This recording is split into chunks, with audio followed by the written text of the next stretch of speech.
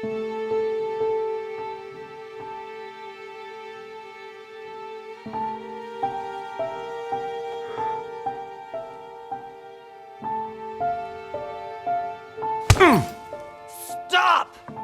You're not getting anywhere with this von Borchert. You know, I kind of get the same feeling, my dear Sarah. Listen. Nothing. Not a sound. No one's coming to save you. That's what you think. The Golden Order knows exactly where we are. By the time your ridiculous secret society turns up, I'll be long gone. As for you, nothing will remain of your body. If you touch a single hair on my mother's head, I'll skin you alive. You know, Louis, I have no intention of beating your dear mother. There are more persuasive ways of making you talk. You've stolen something from me that I intend to get back. Where have you hidden it? Von Borchert, you can't sell that book on the black market anymore. This is finished. We know you're planning on selling at one of Lord Mortimer's parties. All right? Just tell us who the buyer is and we can make a deal. You've no idea of the trouble you've gotten yourselves into.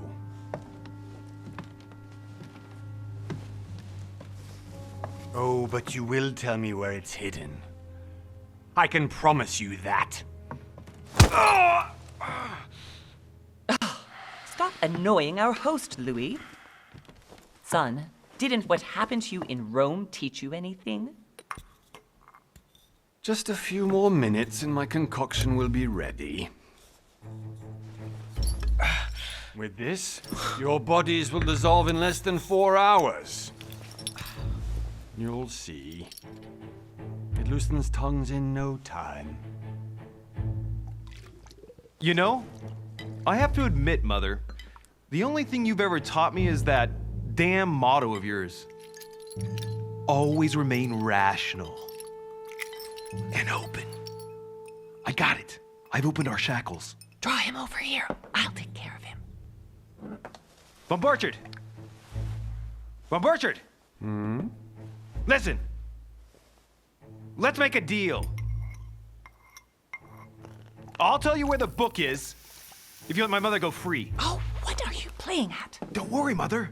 You want to play the hero. Pity you're not in any position to do so. For the last time. Where is Al-Azif? Let me do this. Trust me.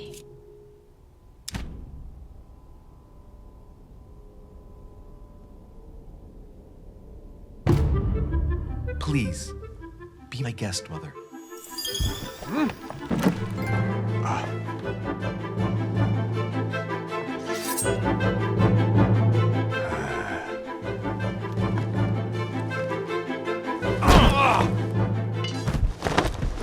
Well done, Louis. You reacted perfectly. How do you feel, Mother? Couldn't be better. He's alive, so I can question him after we get back.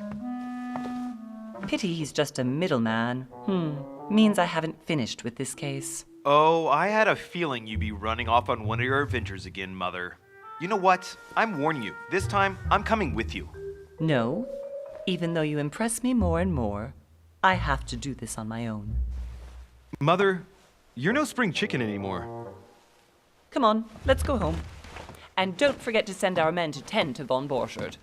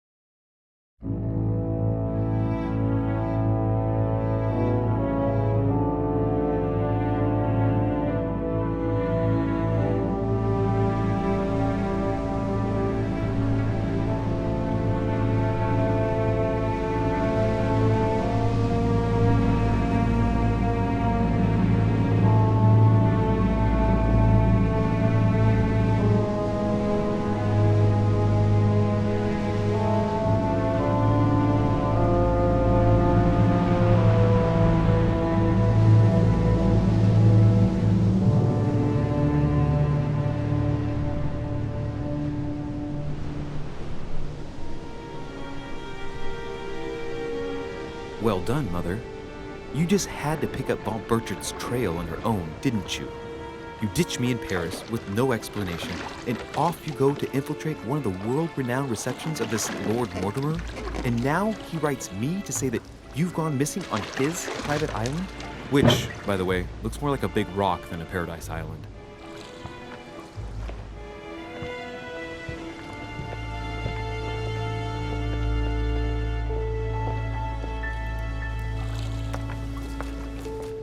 The least he could do is explain to me how he managed to lose you. In any case, it is time for you to stop all this, Mother. It no longer suits your age. Well, I'm sure I'll find you once again, slogging through the caves beneath the island, searching for some long-lost mystical object that you just can't live without. I'm already hating this trip, and all I've done is think Contrary about to it. what one may be able to imagine, it was not the host himself who invited me. Well now, Duchess, we find ourselves.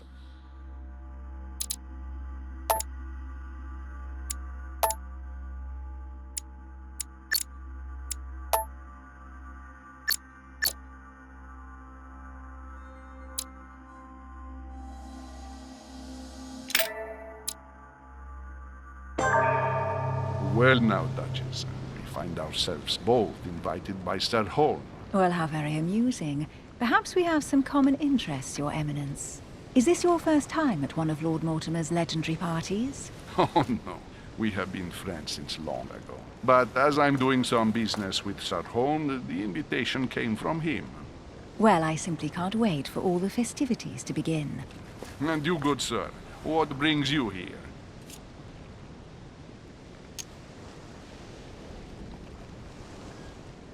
Lord Mortimer asked me to join him. We have some business to take care of. Oh, how mysterious. You adapt quickly, my son. You get along here like a fish in water. Would you believe that we are all here hoping to solve our personal issues? You'll see. Right.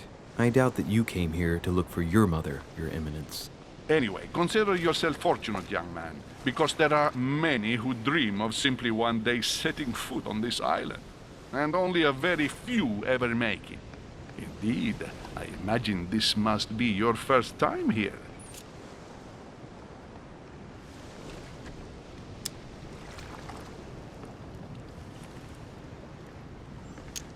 And you, Duchess? You seem to be quite accustomed to things here. Am I right? I do not think that one can ever get accustomed to what Lord Mortimer prepares for his guests. But you are right. This is not the first time I've been on this wharf. If you've come back again, I imagine you must find it to be of some interest. Here, everything is possible if you make the right choices. It really is up to you whether you leave better off or not. Please excuse me if you find me overly curious, young man.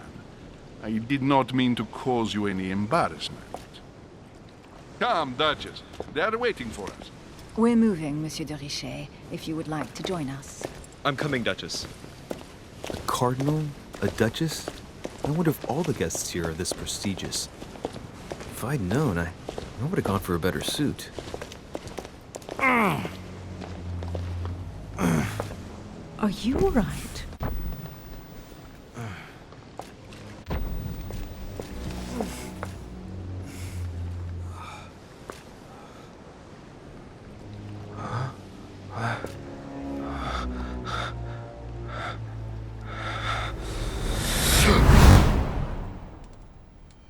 Mother? Oh shit, your hand! So, Okay, it's done. did you put it in a safe place? Yes.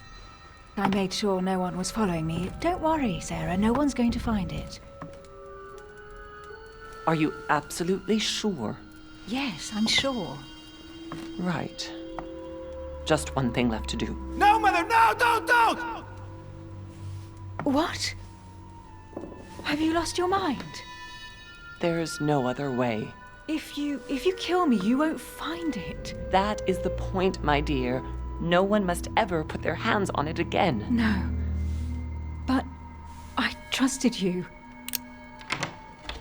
No, sir. Don't. No. No! You can run if you want to, Sarah, but you will pay.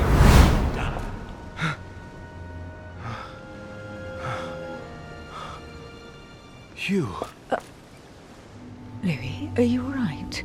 What's going on? Here, take this. I'm sorry. Keep it. Are you better? I'm fine. Don't worry. It's getting late. Why don't you go on ahead and I'll catch up with you, okay? Are you sure? Yes! I'm sorry. I'm sure, yes. Fine.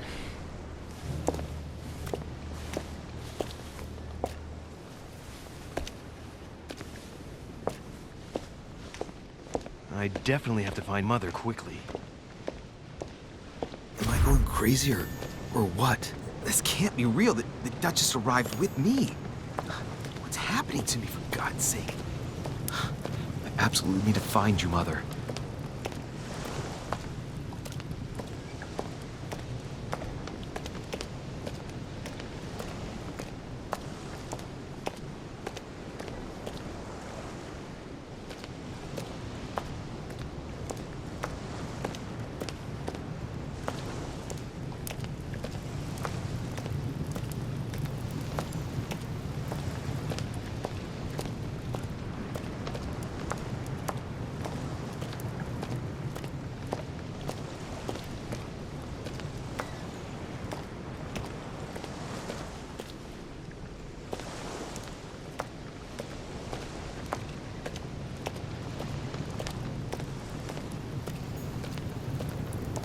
A Byzant from the Byzantine Empire.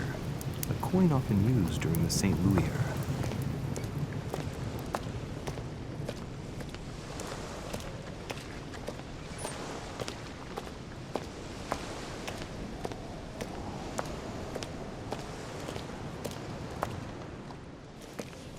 Louis, during the trip, I had something I wanted to ask you, but we didn't happen to run into each other. Yes, Duchess?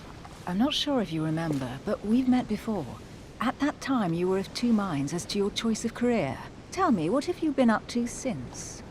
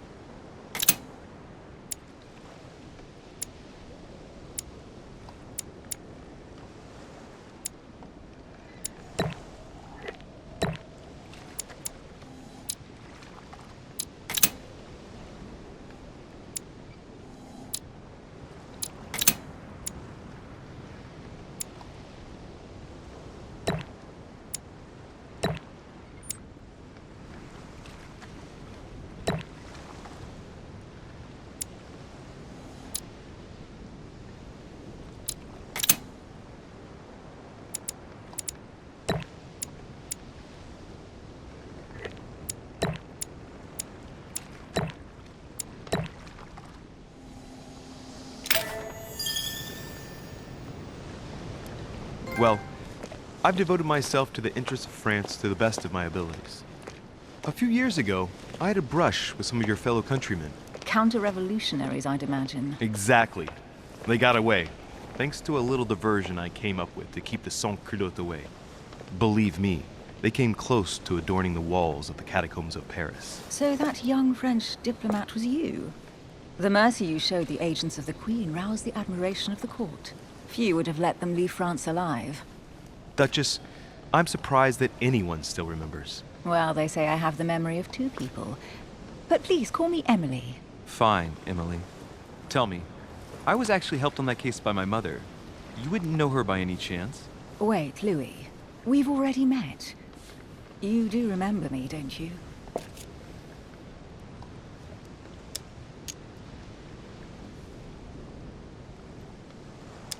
Please excuse me, madam.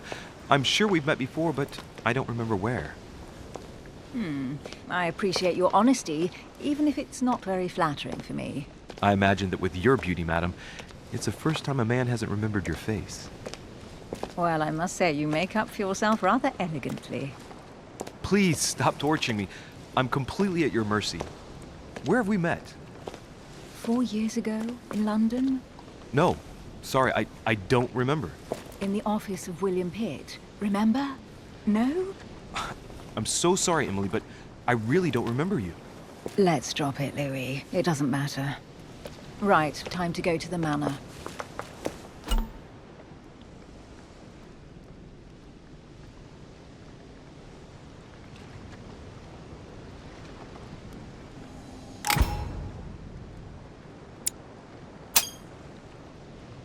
I ask her a question, she answers with another.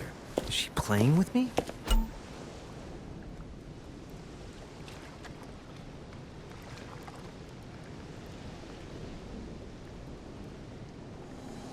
Emily, please excuse my insisting, but you still haven't answered about my mother. Do you know her? You'll see, Louis. Everybody here knows Sarah de Richet.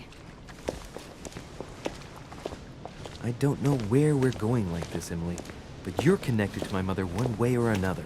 And if I can believe my vision, you don't have much of a place in her heart.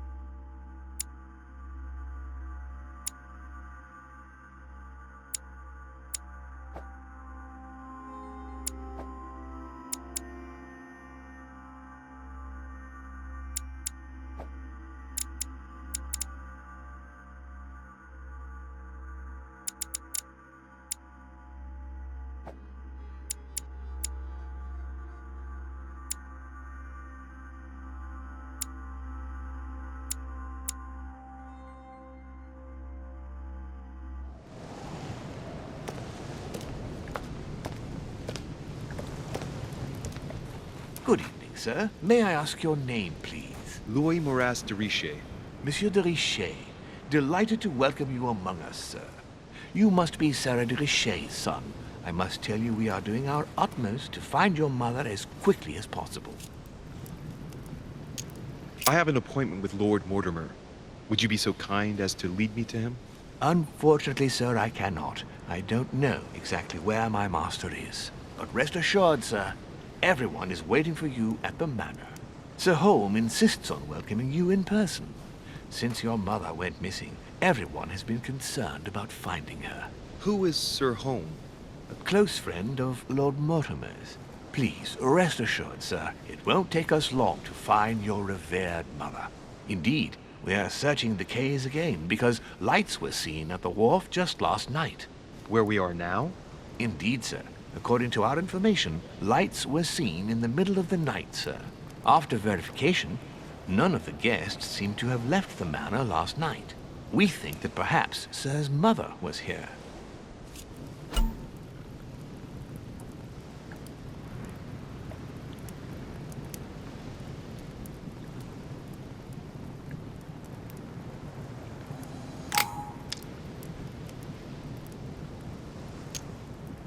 Did anyone see anything else? Unfortunately not, sir. Only lights were seen by servants of the manor, sir. And as I was saying, sir, all the guests were asleep, and no one seems to have noticed anything at all. We seem to have found an object that would appear to belong to Sir's mother. A handkerchief. The handkerchief is embroidered with the initials SDR. We came to the conclusion that they are the initials of Sir's mother, Sarah de Richet. I have orders to give it to Lord Mortimer as soon as I see him. I know my mother. She's not the kind to go for a midnight stroll on the wharf for nothing. I've got to find out what the hell she was doing here. Where exactly did you find the handkerchief? On the landing dock, sir. The one you arrived by.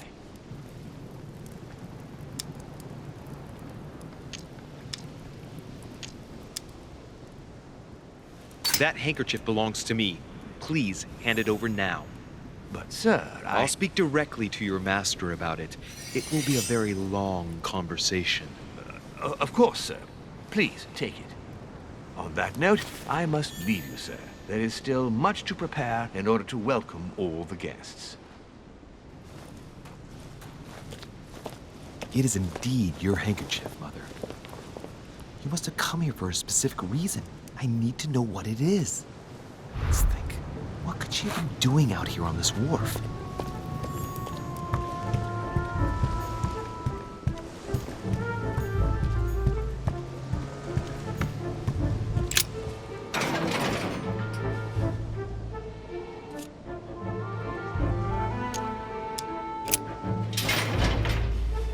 Locked. I'll never get it open barehanded.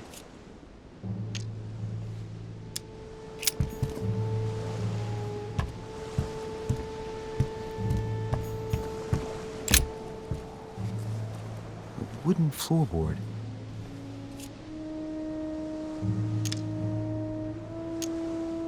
Probably comes from this part of the wharf.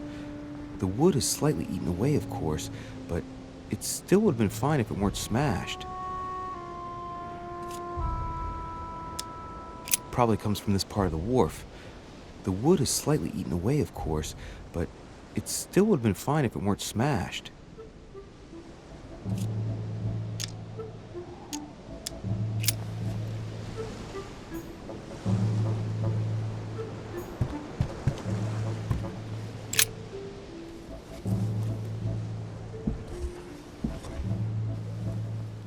Hey, there's something not right about this floorboard.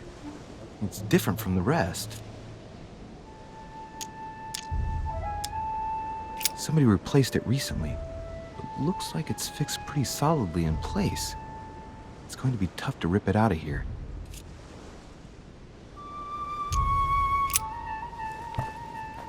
Shit! It's not coming up. I'll never manage it barehanded. I need something to lever it with.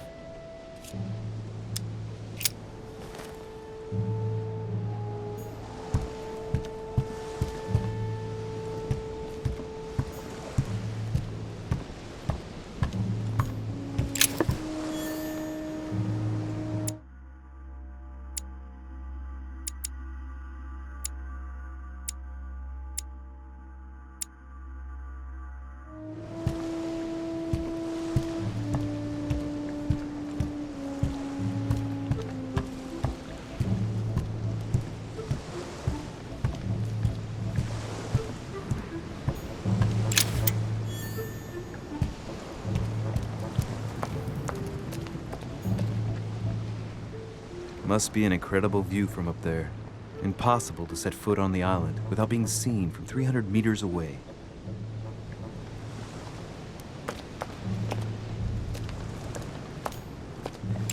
This chest might belong to Duchess Hillsborough.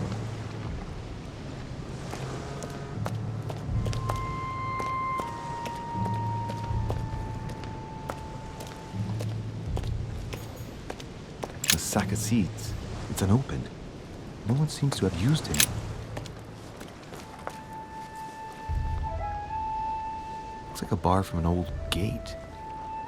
This miserable old bar has been broken fairly recently. The edges are still clean, and the tip is blackened. Without analysis to the contrary, I put my money on cannon powder. This might just come in handy.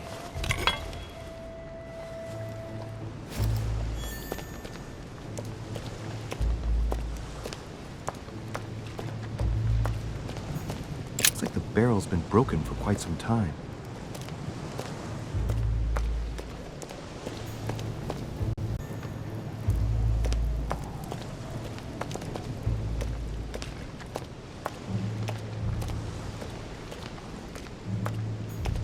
Some rope.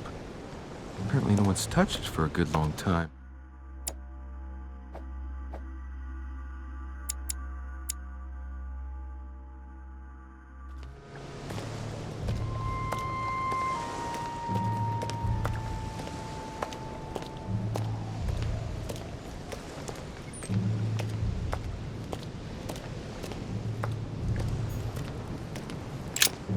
Let's see what's hidden inside. Let's look.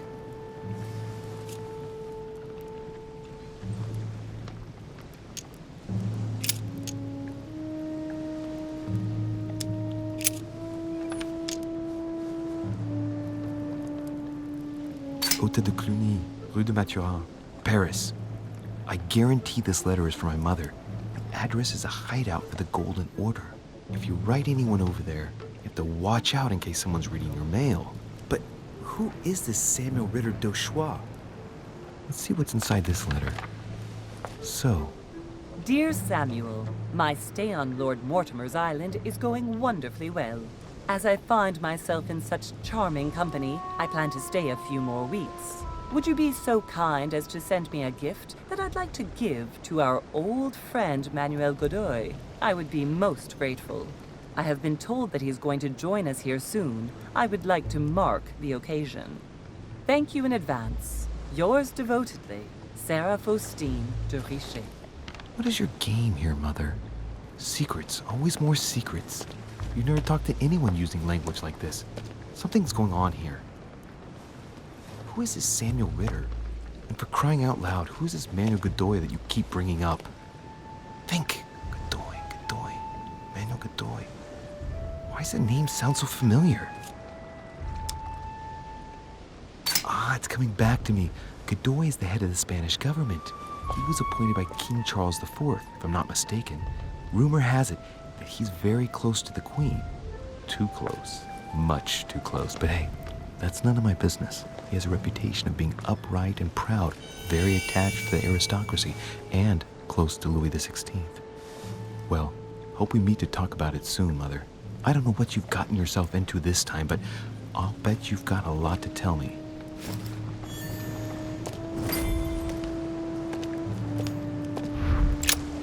Let's see what's hidden inside. Let's look.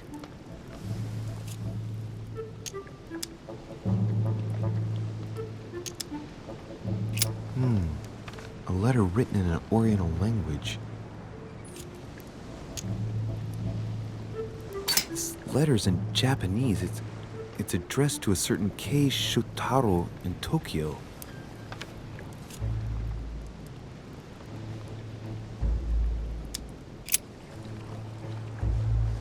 It's too badly written, I can't make out the address.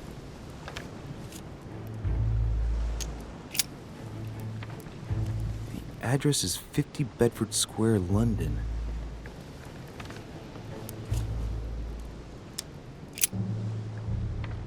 The addressee's in Sao Paulo, Brazil. That reminds me, it's about time the Order sent some envoys there.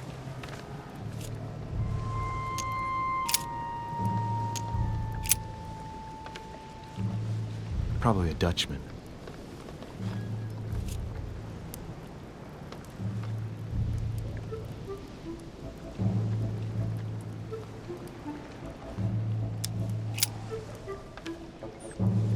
Probably a Dutchman.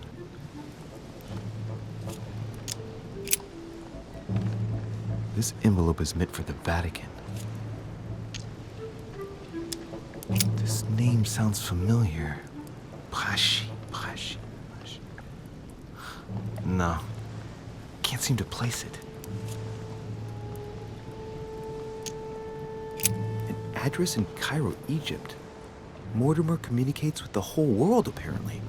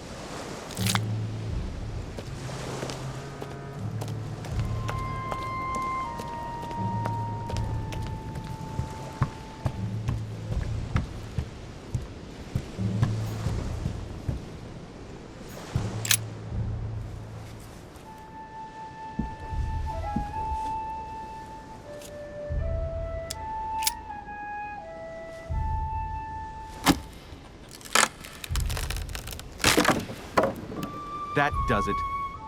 Let's see what's hidden inside. There's a book and also a bag. The Mysterium Cosmographicum. I know that book well. Mother used to read passages from it to me all the time.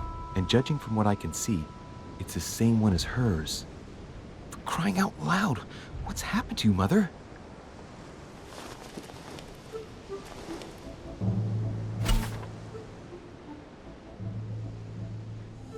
Let's look inside the bag. A little food, a few toiletries, a small key, and some kind of black powder. Some fruit, a piece of bacon, and some bread. The fruit's still firm. And bread's a bit stale. From the smell, this food's been here roughly 2 days. And if it's rationed, there's enough left to last 2 more days. An iron key completely rusted.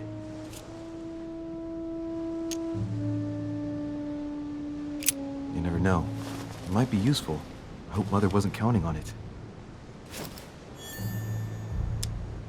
The bottom of the bag is covered in black powder. Shit, those are definitely my mother's things. I recognize her hairpins. This bag smells of her perfume. A piece of soap, some oils, and her powder puff. What does all this mean? Right. Just in case, I'll take it all. I'll give it back to Mother when I see her.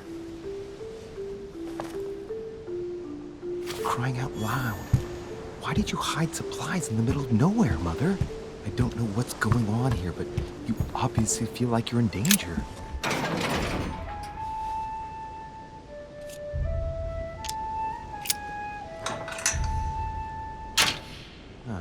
There we are.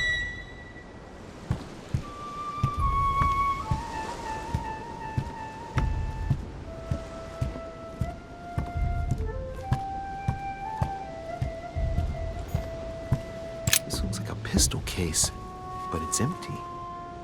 I don't know if this has anything to do with you, Mother, but if it does, at least now you're armed. Just like in my vision.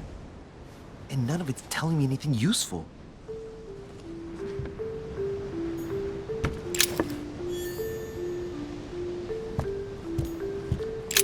This wharf is used as storage for a lot of barrels.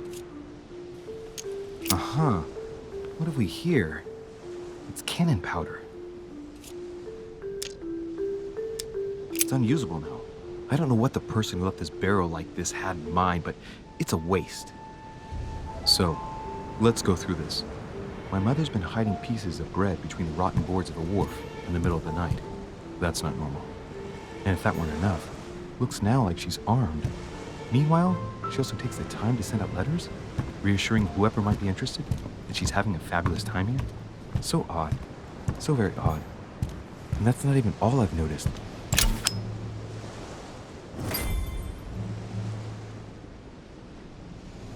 A fragment of amber.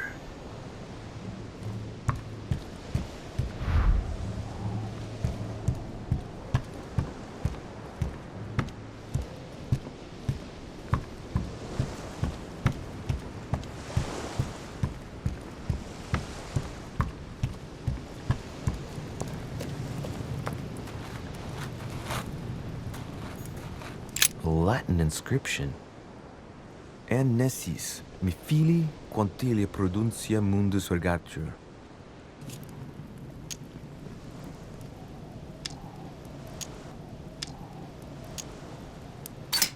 You don't know, my son, how little wisdom the world is governed with. I tend to agree.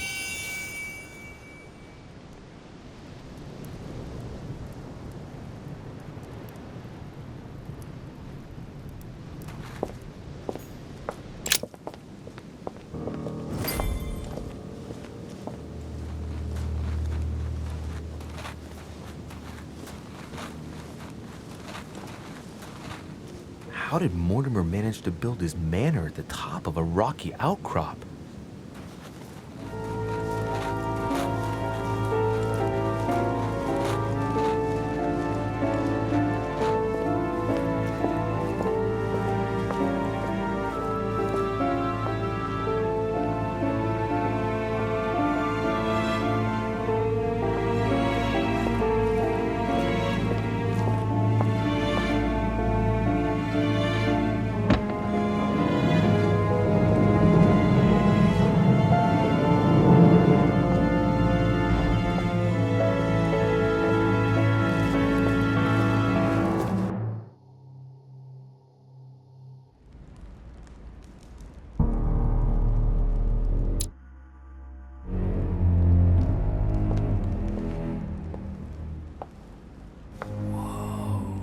Impressive. Ah, my son. I was looking for you. What can I do for you, Your Eminence? I wanted to ask you. You are the son of Sara de Riche, aren't you? You see, your mother and I were supposed to meet here on this very spot. I was supposed to hand her a very important envelope. But I haven't seen her. If only Mother had told me why she was coming here. Anyway, I ought to take the envelope. It might have something to do with her disappearance. Listen, if it will help, you can always give it to me.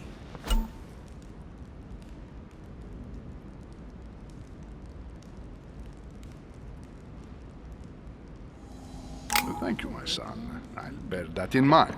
I'd rather deal with her directly. Don't take it personally. Would you happen to know if your mother has arrived yet?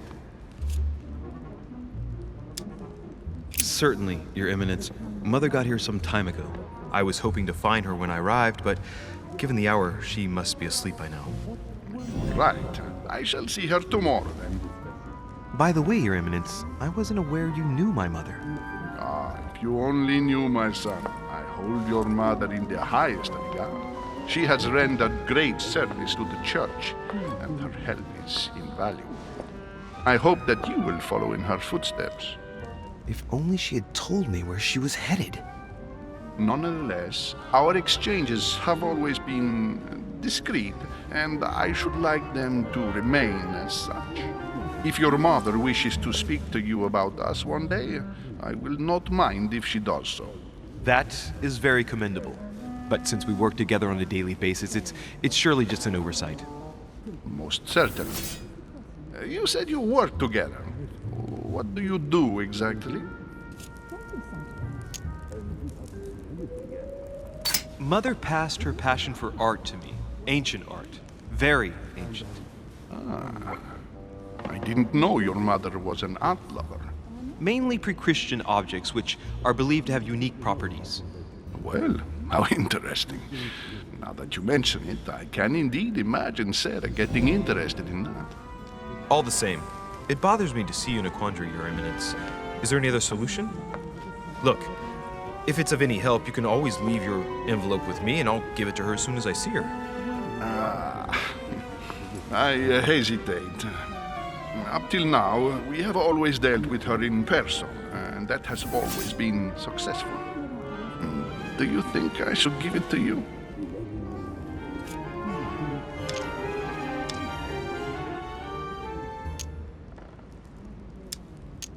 Listen, you have nothing to fear.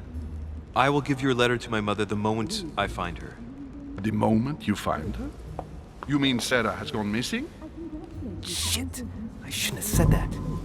Let's not exaggerate, Your Eminence. I have no other information at this time. It's probably nothing. Listen to me, my child. If I give you the letter, can you promise me before God that no one other than your mother will read it?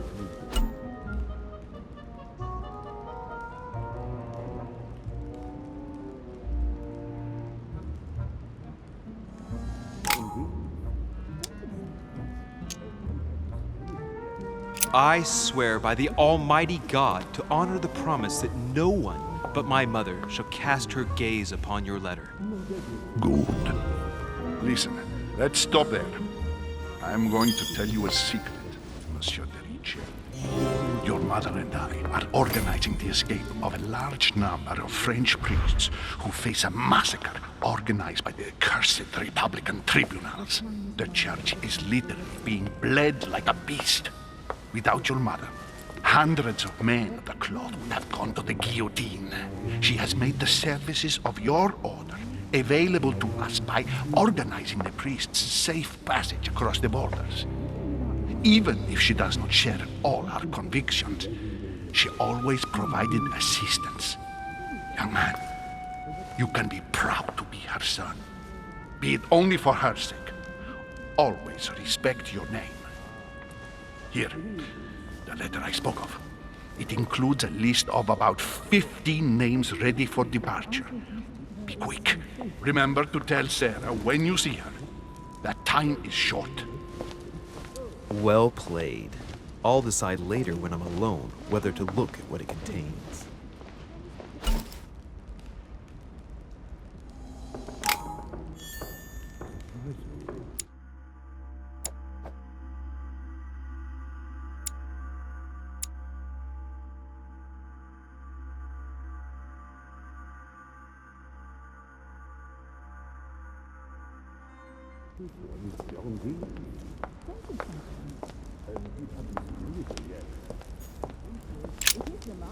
Lives of the Noble Greeks and Romans by Plutarch, a biography of the great men.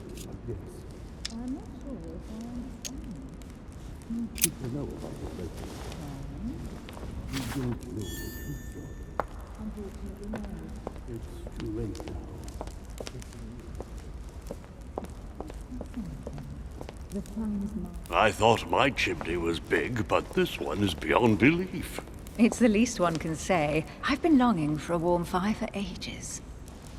Since I set foot on the island, I haven't ventured more than 2 yards away from it. Have you also just arrived? Oh, late morning, I'd say. Louis, come join us.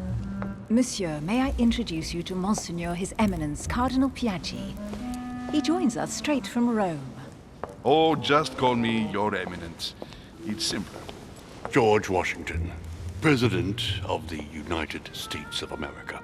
Delighted at last to make your acquaintance, Mr. President. Pleased to meet you, Mr. President. Louis Moras de Riche. It is an honor to meet you. Young man, let's keep it simple, please. Let us forget our fancy titles. Nice to meet you, Louis. I should imagine you never thought you'd be in such company. I must admit that I didn't.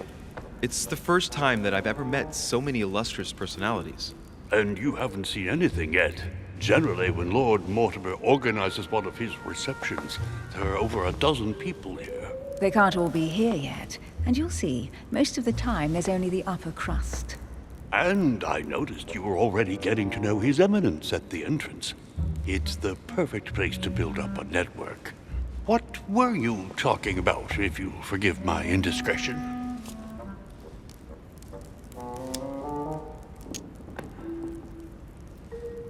At the risk of disappointing you, we weren't conspiring in our corner, sir. His Eminence was simply telling me that he knew my mother and how much he held her in high esteem. It so happens that Monsieur de Riche's mother is to join us. Oh, pity. No scrumptious gossip or juicy tidbits, unmentionable secrets, or even money matters. But you'll see, it will come. Despite all the goodwill in the world, you can't stop people scheming left and right around here. Speak for yourself, sir. Well, my friends, do any of you know the reason why we're here this time? Not in the slightest. As for me, I've been invited by Sir Holm, a close friend of Lord Mortimer, but I do not know the reason why.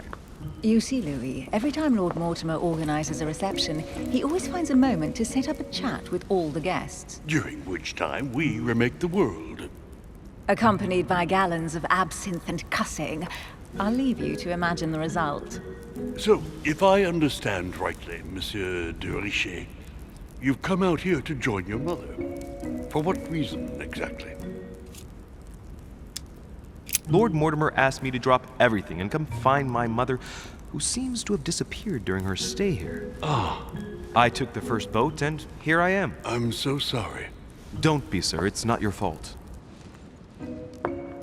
Seriously, though, I know your mother well. Stay behind with me afterwards, and we'll take a moment to speak about her.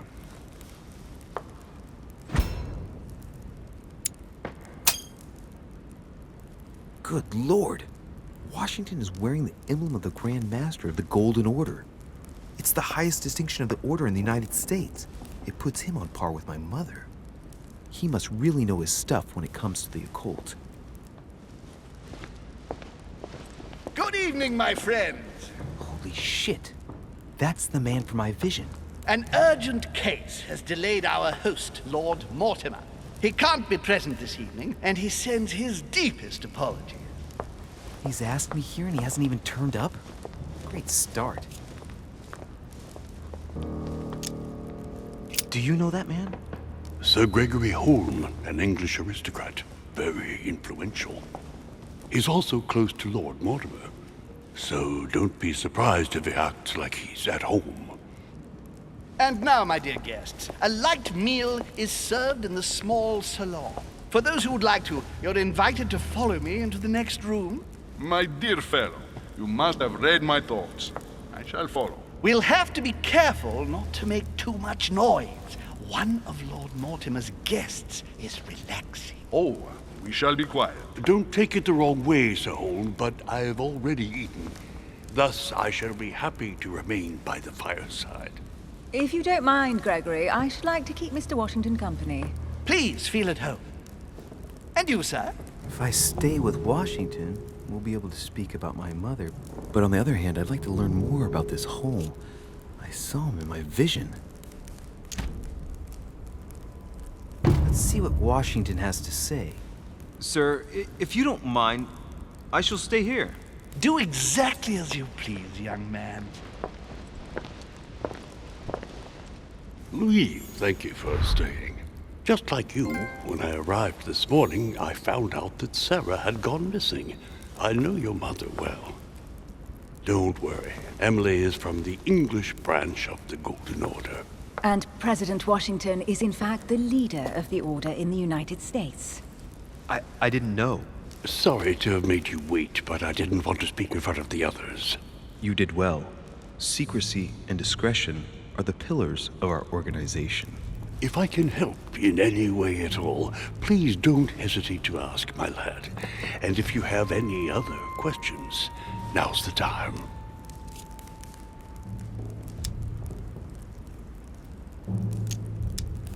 Mother has always had a fascination for Lord Mortimer, but has never wanted to tell me why. Lord Mortimer is a remarkable man. He's wealthy and is advisor to the very highly placed. Your mother is the head of the Order in France.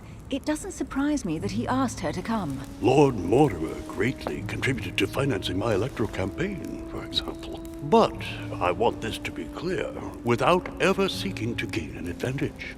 And that is to his credit. Yes, you can trust him. He will do everything in his power to help you find Sarah. Mr. Washington, you seem to be very familiar with my mother. Where did you first meet her? I met Sarah during the War of Independence on American soil. She was introduced to me by a mutual acquaintance, and I must say that her sound advice prevented me from making some terrible mistakes. She may not be a soldier, but believe me, she deserves a statue as much as Lafayette does. Well, I didn't see that one coming. There's no doubt Mother has many secrets that are still hidden. Right. Would it be too much if I asked you a few more questions? Not at all. Go ahead. But I can't promise I'll remember everything. May I ask, when you saw each other, what did you talk about? So, my mother was with...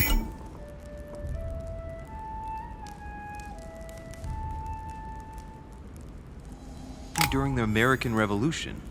Did you talk about politics? Yes. In spite of her young age, she defended our cause with enthusiasm. Did she go to the front line like your famous gunner, Molly Pitcher? Yes, in a way. The role given to women in your war was a great step forward. Lee, I am impressed. Few people know about the legend of Molly, so you don't know the true story. Molly Pitcher is a character invented by Sarah. She persuaded me to use a heroic female figure, an American Joan of Arc, if you will. It enabled us to gain a few thousand extra fighters, and it was all thanks to your mother. I didn't know that. Thank you, sir. I was hoping to speak with Lord Mortimer. At least now I have some information, thanks to you. I repeat, Lord Mortimer is a man of his word. You won't be disappointed. And I am persuaded that your mother's research is his main concern. Mother still is at the head of the Golden Order. I find it difficult to believe that she came to this island without notifying the other members. As for myself, I did not know. I am here at the request of Sir Holm, a situation regarding the Crown of England to resolve, and to see what Lord Mortimer has to propose to us. As for me, Lord Mortimer asked me here to speak about the future of America. I did not know that your mother would even be among us. In any case, no one has yet mentioned associating the Order. We haven't found many clues yet.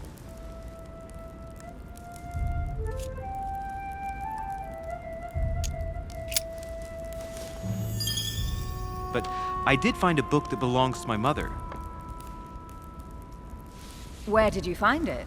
That's what worries me. I found it hidden on the wharf. Do you think she was preparing to discreetly leave? I don't know. An extremely likely proposition. I'll believe it when I see it. Don't worry, Louis. I'm sure nothing bad has happened to her. Yes, I hope not.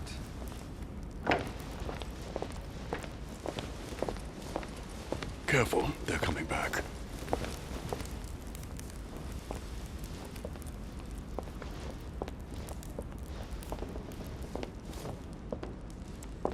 Well, I am impressed with all this splendor. But don't spend too much time with Mr. Washington, my dear, or you'll lose your pretty accent.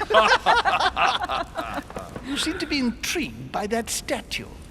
Absolutely. It is remarkable. Lord Mortimer is fond of atypical works of art. I won't disguise the fact that I find it all a little megalomaniacal. But I must say, he does have some outstanding pieces. Sir Holm, who was that young lady with you? Elizabeth Adams, Mr. President. She would have liked to have stayed with us, but the poor thing is exhausted. Elizabeth Adams? Miss Adams is here to rest. You have perhaps already come across her in the corridors. She arrived a few days ago. I perceived her, but we weren't introduced.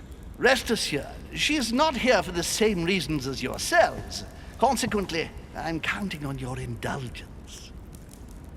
On that note, it's very late. You must be exhausted. The servant will accompany you to your rooms.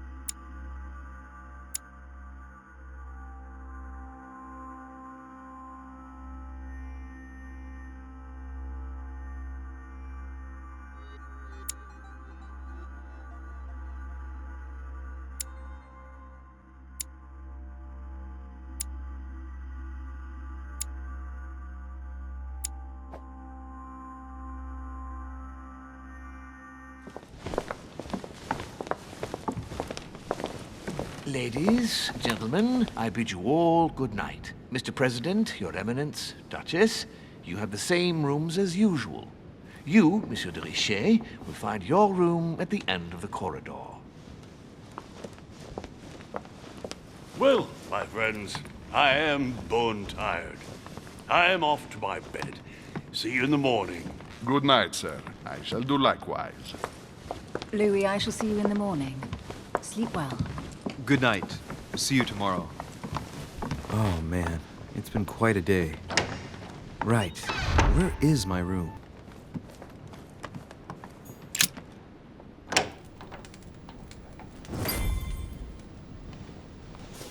Right. So what shall I do with this letter? It might be about my mother's disappearance. But if I open it, I'll be betraying Biaggi's trust. What should I do?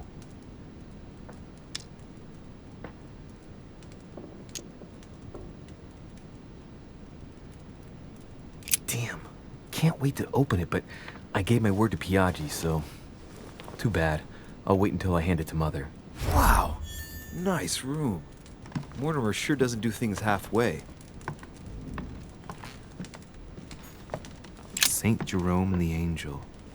Yet again, Saturn devouring his son. Again? I saw the same theme in the hall. The conversion of St. Paul, by Caravaggio. St. Francis of Assisi in ecstasy, before superior voices. It always amuses me to see how art gets used for propaganda purposes.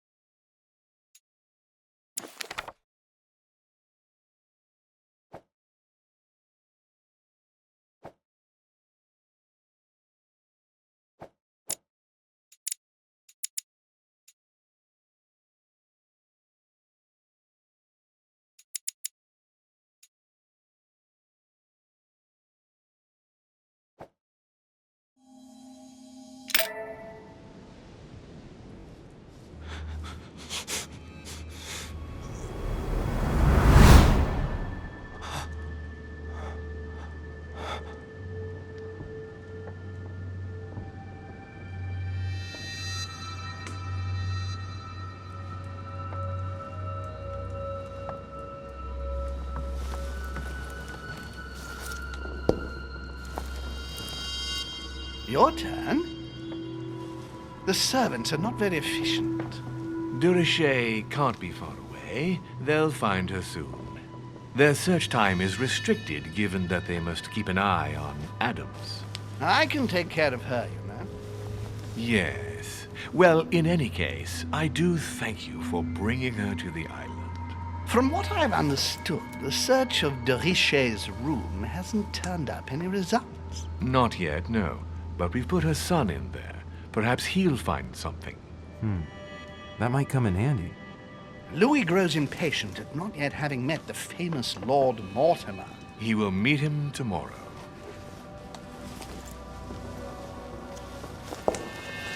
Oh, what a pity to lose a knight at the start of the game.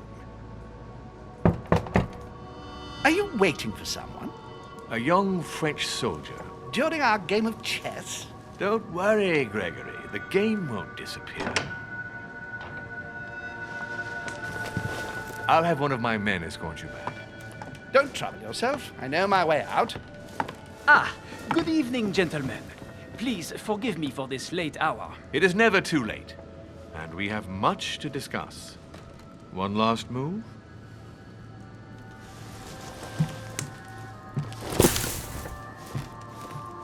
Don't worry. Our games always seem to end like this. Or always start like this.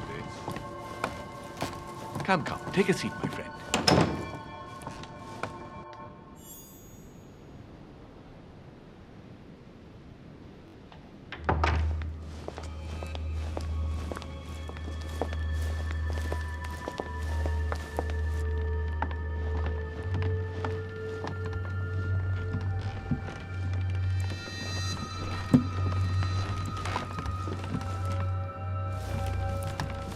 A little nighttime stroll, Mr. President? There's nothing like it for a good night's sleep.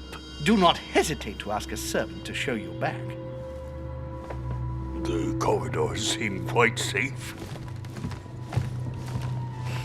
Peppermint, lime flower, and valerian. My miracle remedy when one can't get to sleep. A very good night to you, Mr. President. Thank you. And to you too, sir.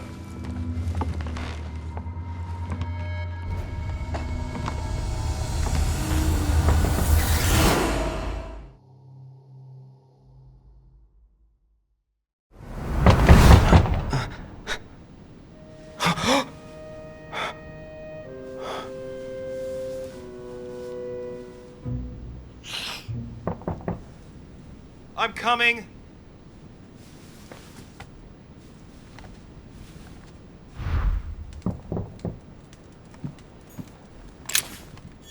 Dear Monsieur de Richet, please excuse me, but I am unable to join you at present.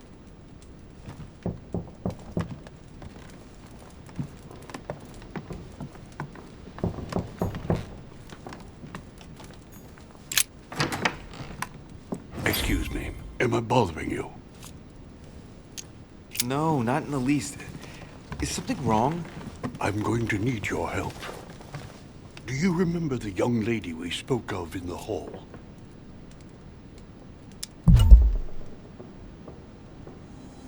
No. What's her name again? Elizabeth Adams. Well, she is the daughter of my friend, the Vice President, John Adams. But she is supposed to be dead. Yeah, that's bizarre. Fair enough. Good heavens! I was present at her funeral. It is disturbing indeed. Yes. I need to make sure it's her. That's where you come in. I want you to distract Elizabeth while I search her room. And perhaps get my hands on some important information. At least, I hope so. Elizabeth is in the small salon. If you hurry, you can still catch her. I just need 10 minutes.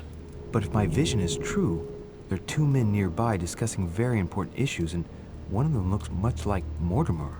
Washington is very kind, but I came to this island for my mother, not for his ghost stories. Count on me, sir. Thank you, my friend.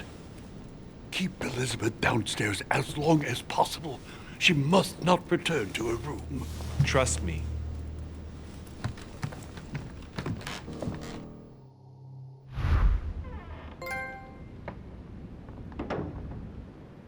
according to Washington, Lady Adams is in the small...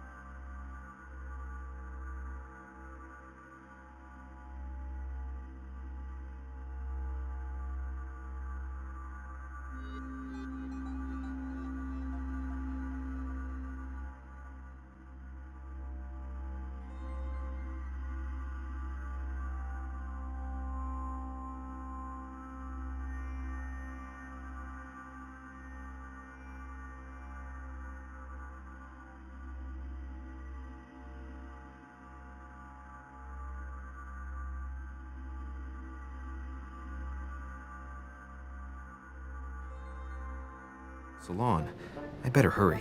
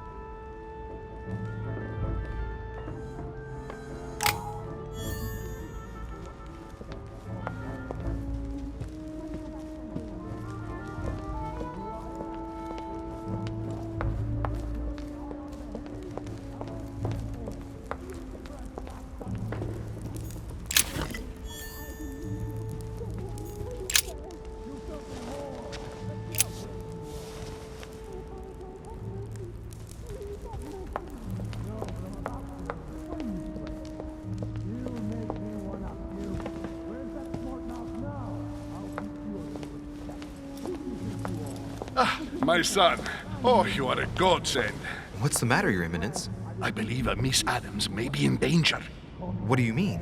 Do you hear that? She is being manhandled in this small salon. By whom? I don't know exactly. A thug, a Frenchman, it seems. By the cut of his cloth, I'd say he's a member of the French Revolutionary Government. You should do something, my son.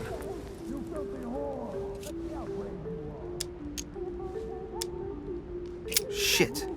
I was supposed to make sure Adams wouldn't go back to her room. Don't worry, Your Eminence. I'll take care of it. Probably nothing to worry about. Do you want me to call for help? Please don't do anything. I'm sure with a little goodwill, everything will work out fine. Don't go and wake up the whole manor, please. Thank you, my son. May God watch over you.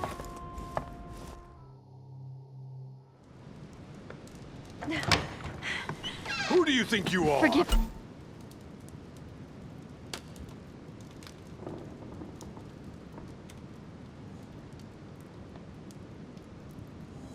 me, sir. If we were in France, I'd have sent you to the guillotine for what you just said. Please, just let me go back to my room. Hey, you! Stay out of it! This is none of your business. I'm gonna teach this little slut how to behave. What the hell's going on? Huh? I don't think you know who I am. Stop. I beg you. I didn't mean to. Don't hit me, please, sir. Shit. If I step in, Adams might just run back to her room. And if I do nothing, yes, Washington will have enough time to search, but this girl's gonna suffer. Damn it, what should I do? Let her go! Huh? Stay out of it, boy! Shit. What are you playing at? I told you to mind your own business, boy! If you think you can side with this whore and then just walk away, you're out of your mind. Give me one good reason not to knock you down.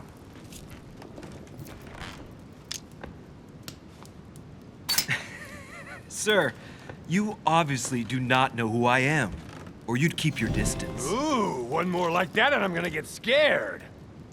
Don't think you're getting away with it that easily. I'm sick of all these toffs. If we were in Paris, I'd send you all to the guillotine. And on top of it all, a woman telling...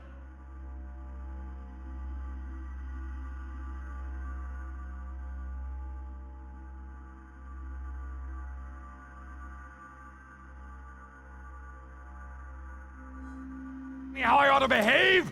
I won't stand for it. Oh, okay. Wait a minute. What? Don't tell me you're gonna defend these harlots!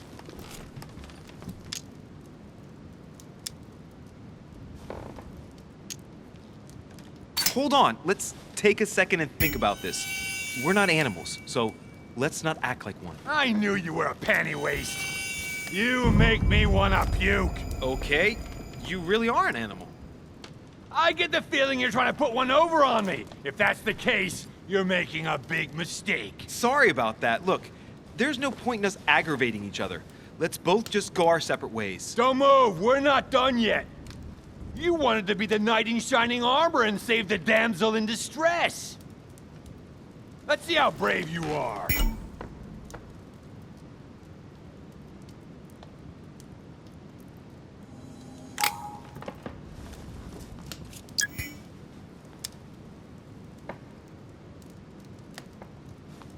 Aim true. You only get one shot.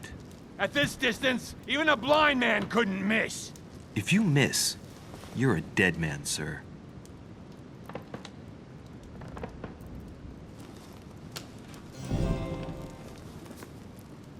I'm not in the habit of beating Lord Mortimer's guest in his own salon. You got off easy this time, but don't try it again.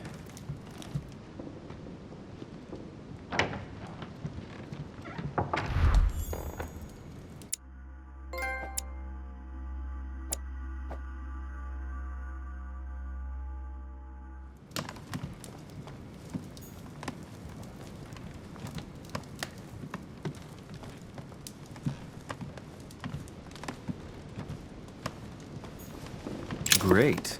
Honey.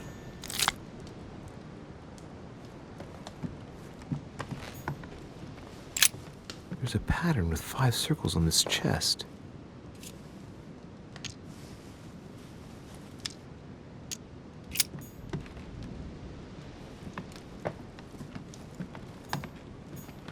Chronicles of the Amber Princes. As I recall, Dorkin was my favorite character. Hey, these look like pages taken from an ancient encyclopedia.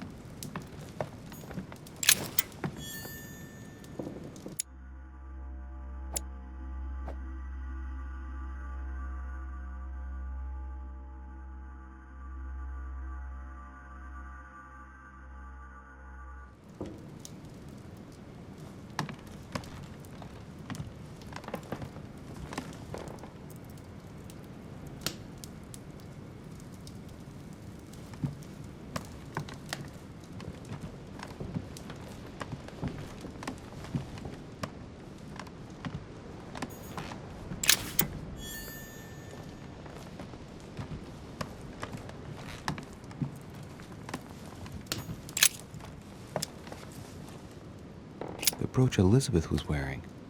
Huh. She was so frightened she was unaware that she'd lost it. Yeah, well, it didn't seem to do her much good.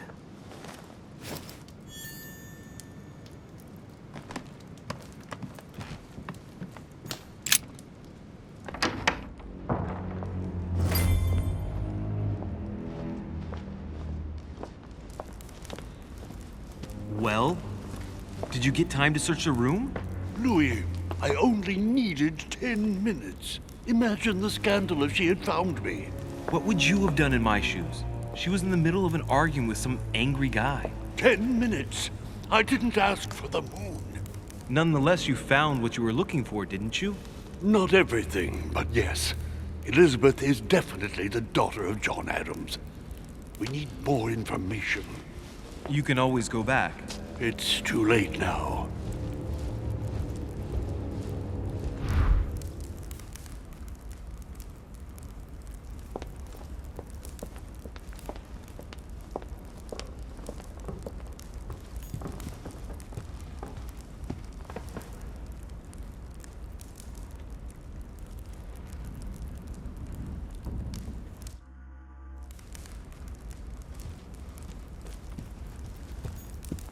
Chinese coin, recognizable by the hole in the middle. If I remember rightly, that's called a cash.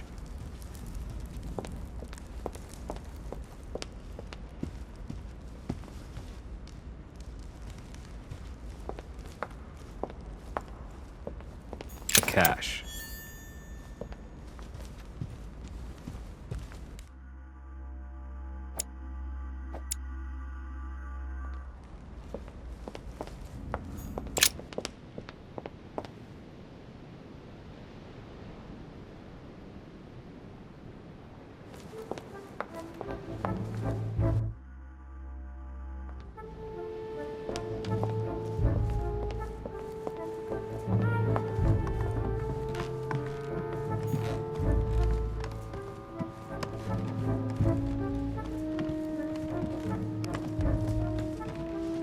Your Eminence, what are you doing here?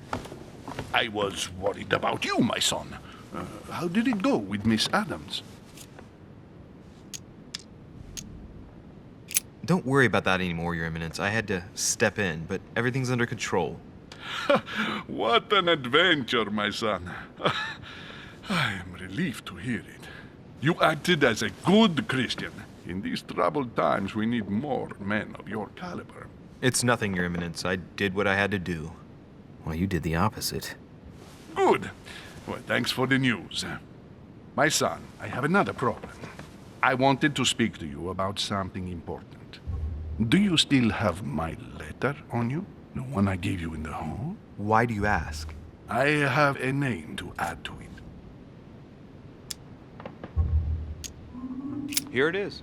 Thank you, my son. Ah, I see that it's still sealed. I was right to put my trust in you, Louise. Now, give me 1 second, please. I can't imagine what would have happened if I hadn't added this name to the list. Please be sure to give this letter to Sarah the moment you see her. You can count on it. Have a good night.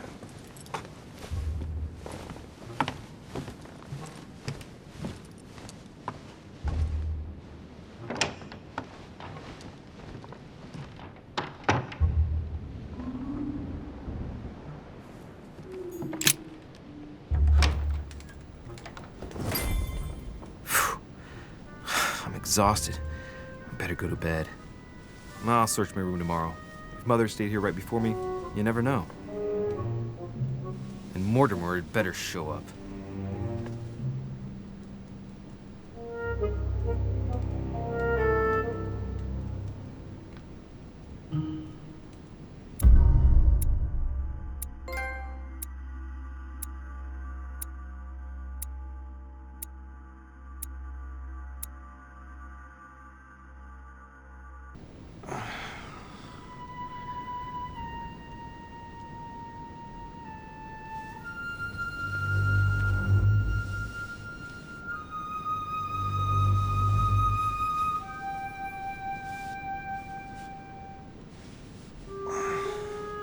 All right. In my vision yesterday, I saw that Mother had this room before me. I'd better search the room. Who knows? Maybe she left me something behind.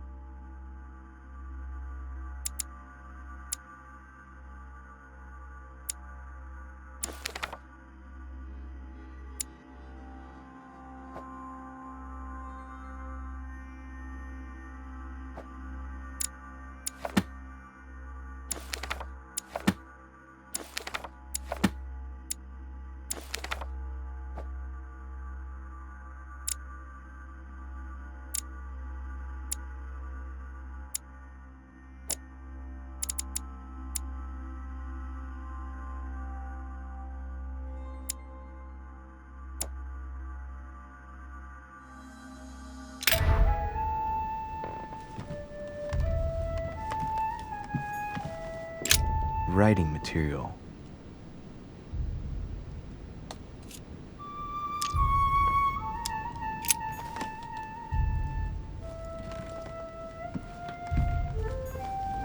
Inspiration of St. Matthew, or Matthew writing his gospel. I haven't even had time to unpack my cases. Dear Monsieur de Richet, please excuse me, but I am unable to join you at present. Dear Monsieur de Richet, please excuse me, but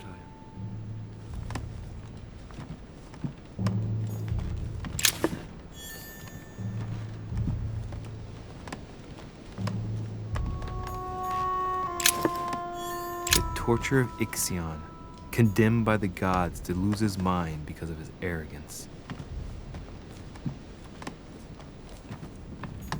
The incredulity of St. Thomas. Why is Caravaggio representing St. Thomas putting his finger in the wound? Thomas looks on but doesn't touch. Nothing.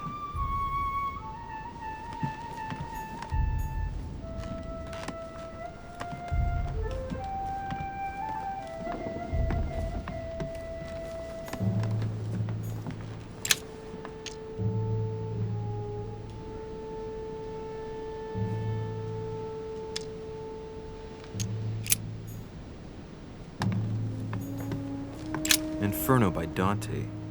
Abandon hope, all ye who enter here. Lovely lectures Mortimer is giving to his guests. Very jolly.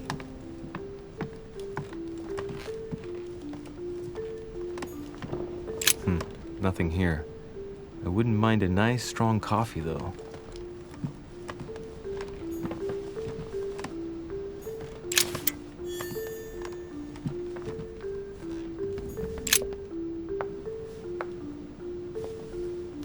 There's a circle around the lock here.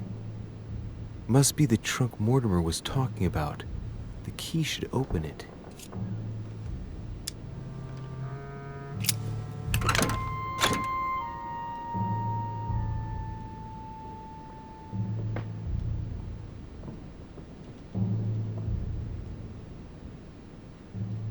There's a note. Effects of Sœur de Richet, to be given to her son, Louis. I should probably take it. All right. I've retrieved everything.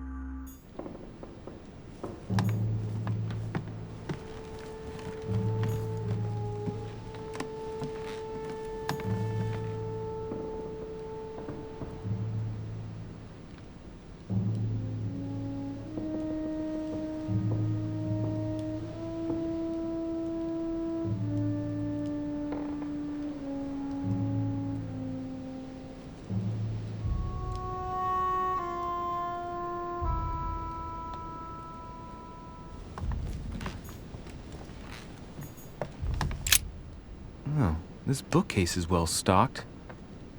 Oh, this book has been put back the wrong way round.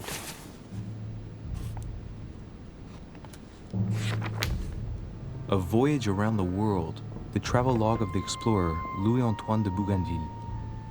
One of Mother's favorite books. What a coincidence. And I don't believe in coincidences. It's just too much. I don't know what's going on here, but if you felt threatened, I'll bet you'd leave a clue, wouldn't you, Mother? Found it. A faint sign of the order, barely visible. Mother, you undoubtedly must have hidden a clue in this book. Let's see if I can find anything else in this room.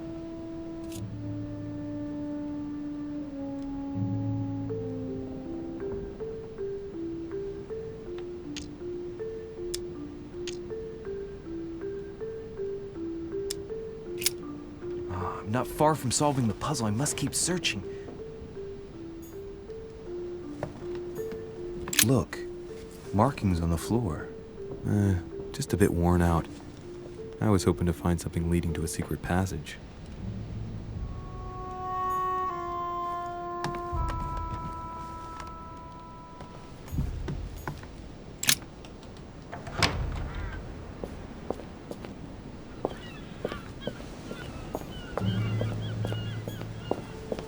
priest's robe, crosses. Must be Piaggi's room.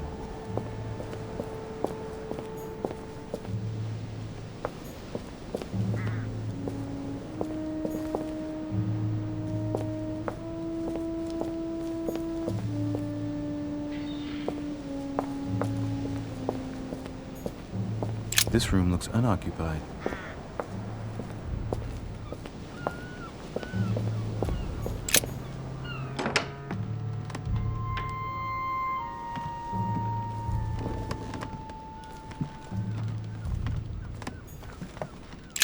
Writing material.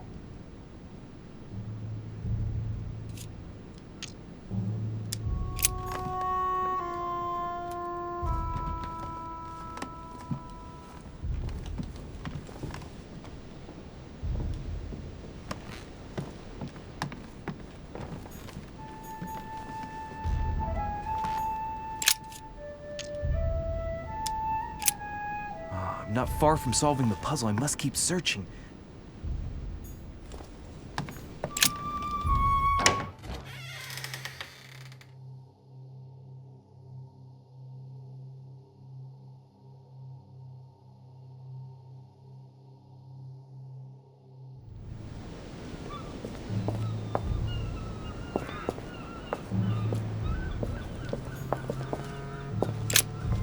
Here's something will undermine my botanist's appreciation for the local climate.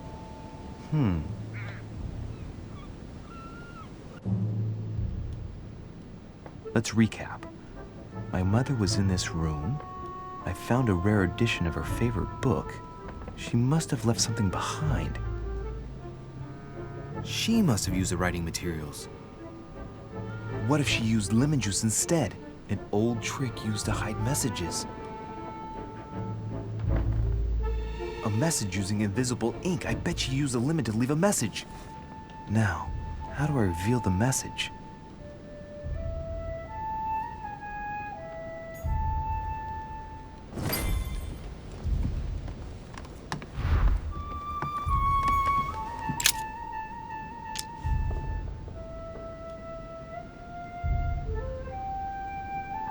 Ah, secret writing. Many people use this method for their secret correspondences. Light the flame and the ink appears.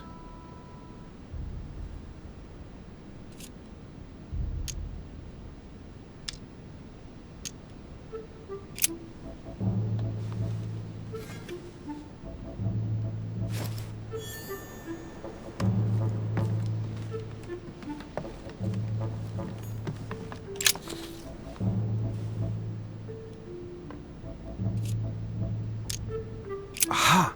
It's working! The heat reveals the message. Let's see what my mother wrote. Where all eyes size you up, you must pass by the Gorgon. Gorgon was the name of Medusa in Greek mythology. On the other hand, where all eyes size you up, I don't get it. And judging by the number of paintings in the manor, could be anywhere. After that, she adds, beware hero. The beast always charges the best protected soldier. And that's its weakness. What is my mother trying to tell me? Since you've gone to so much trouble, you must not have only found something important, but you must have also felt like you were in great danger. Now I better hurry and find that damn Medusa. Sir, dinner is served in the red salon. Typical. I'm not hungry. Please give my apologies to all the guests. Sir Holm requests your presence, sir. Well, I guess I'm just gonna have to wait before going and looking for my Medusa. Tell him I'll be there in a minute.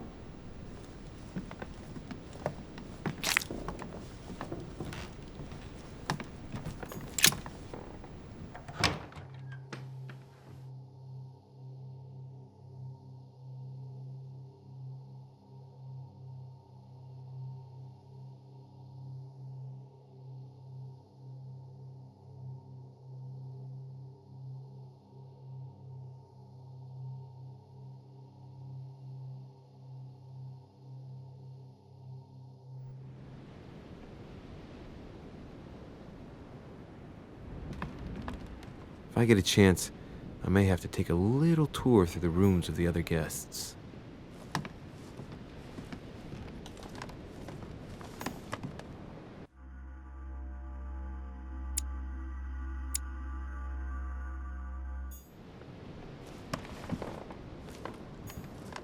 Monseigneur, His Eminence Cardinal Piaggi.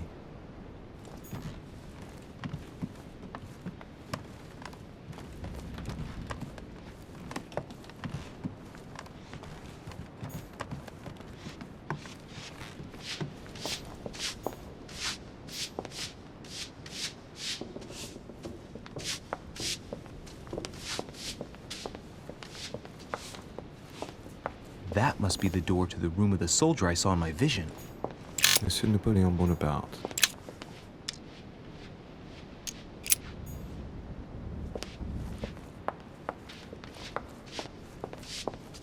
Might be better to take a different stairway.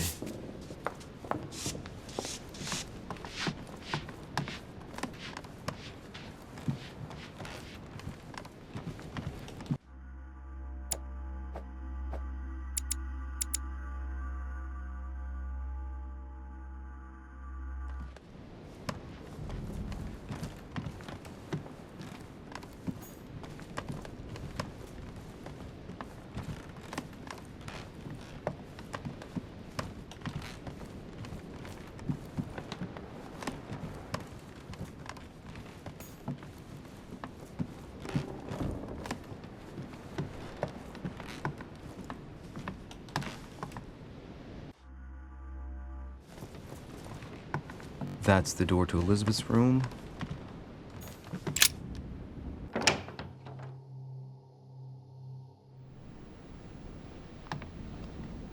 For God's sakes, what happened in here?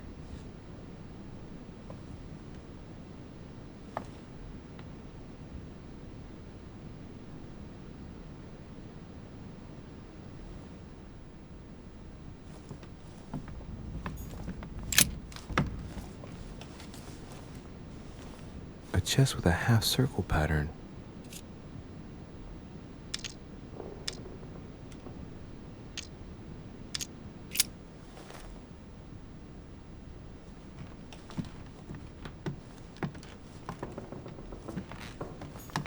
My dear Elizabeth, I'm writing to inform you of some unfortunate news. We won't be able to meet as planned on the first Sunday of May. I've been told that you're no better, and, unfortunately, your brothers and I are absolutely snowed under by the work required to govern this new country. Please excuse us. As soon as we can get free, even if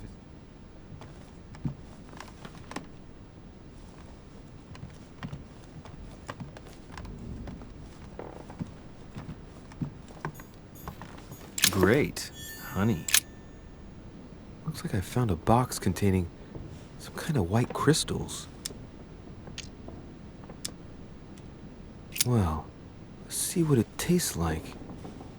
Ugh. I really need to stop tasting everything I find now.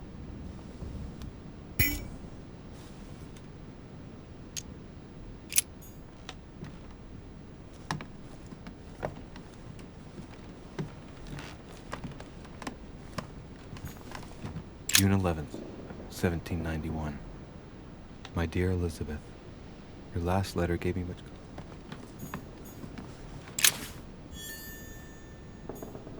30 November, 1791. My dear sister, August 24th, 1792. Elizabeth, I am driven to despair and doubt there is any point in writing to you. I'm not even sure you'll receive my letters. Father controls my correspondence more and more. I am certain he filters our exchanges. Thankfully, one of the chambermaids is able to help me get my letters to you. But they still remain unanswered. I often think about you and pray every day to be able to hold you tight. We have so much time to make up. I beg you, answer me, please. Your loving sister, Abigail. P.S. That horrible woman came again yesterday. She spent a long time speaking with Father. I didn't understand everything because they spoke in French, but I'm sure they were talking about you.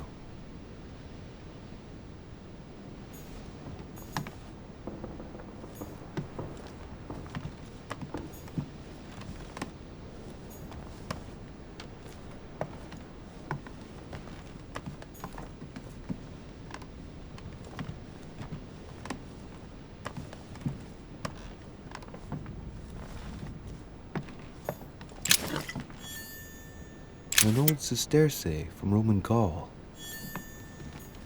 A novel of the initiation of a young woman into polite society.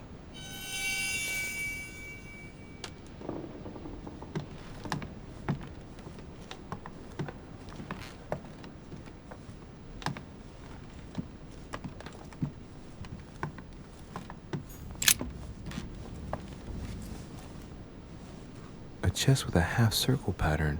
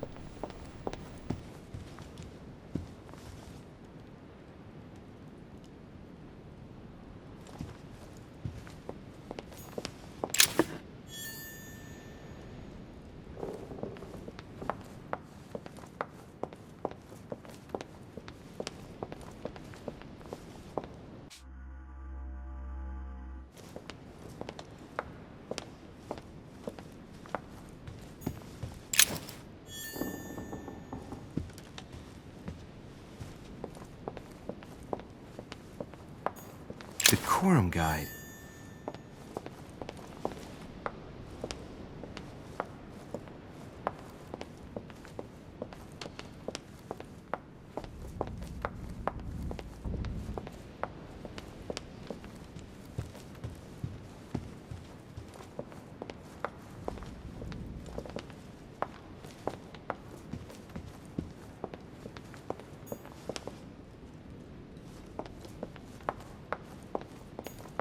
Monsieur Johann van Vulner.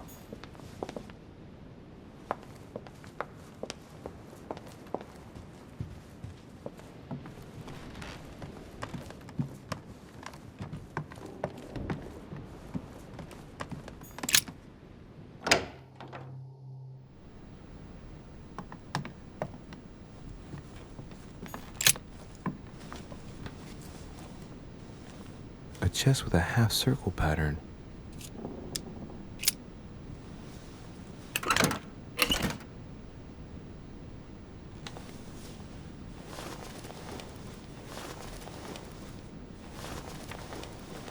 An untutored hand copied these notes.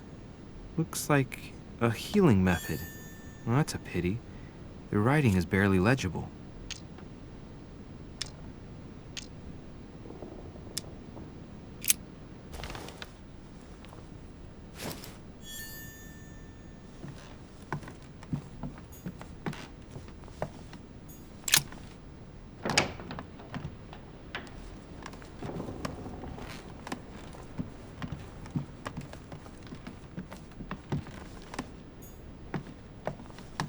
President George Washington. Let no one disturb me. I'm busy. Too bad. I'll see him later.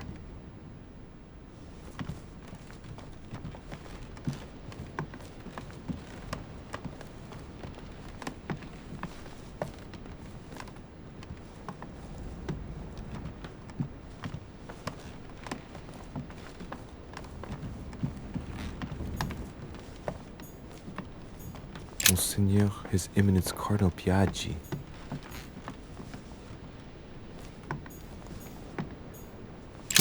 That's me.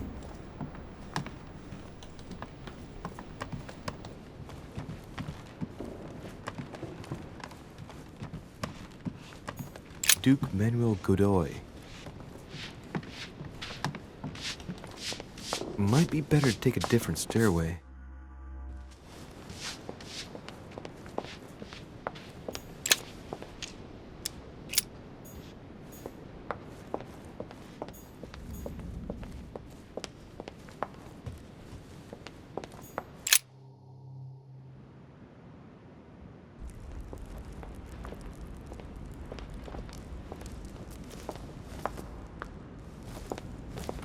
Excuse me, Monsieur de Richet? I really need to talk to you. Is this about last night?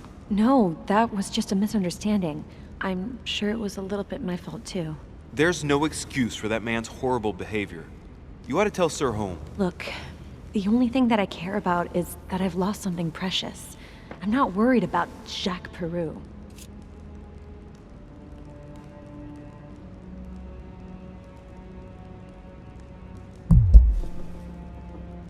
You're her son.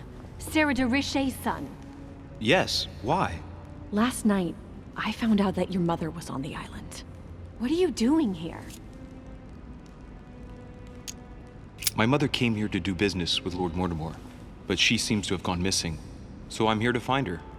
I know your mother very well. Really?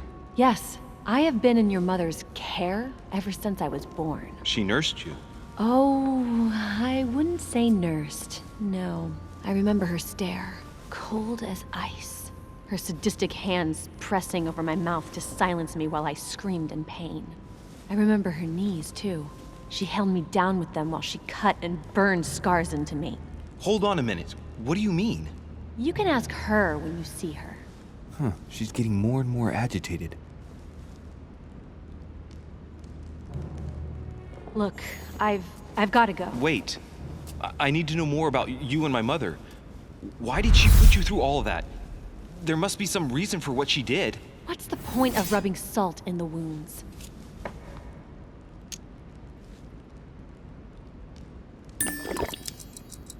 You're right. I don't want this conversation to turn into an interrogation.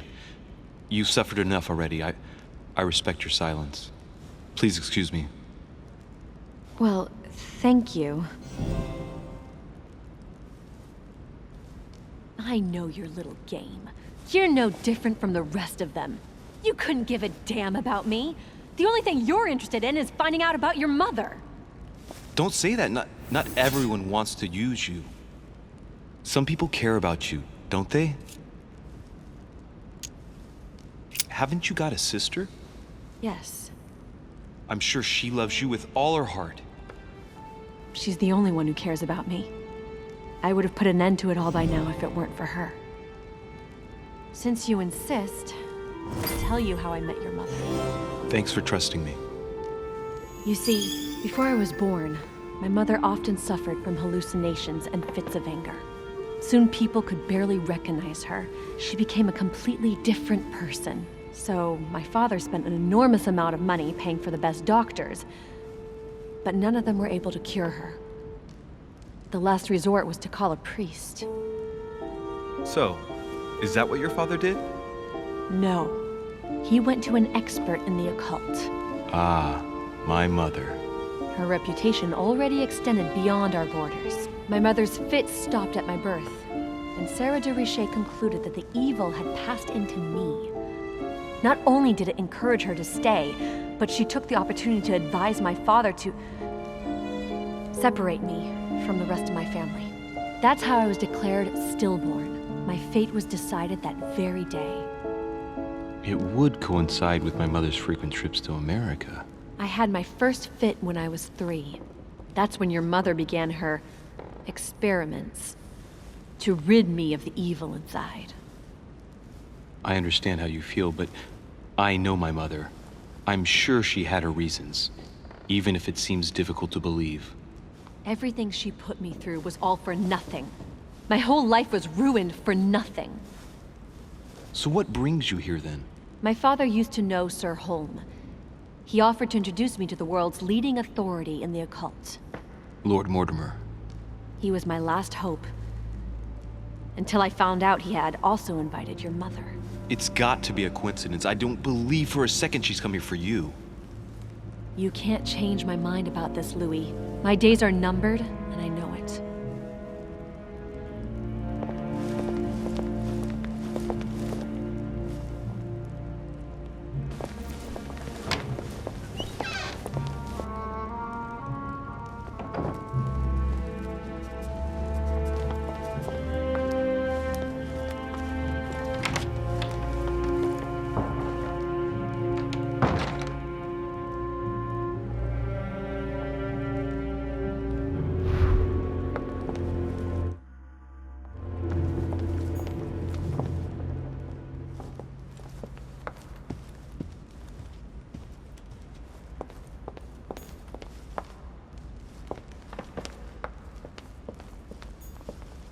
What can I do for you, sir?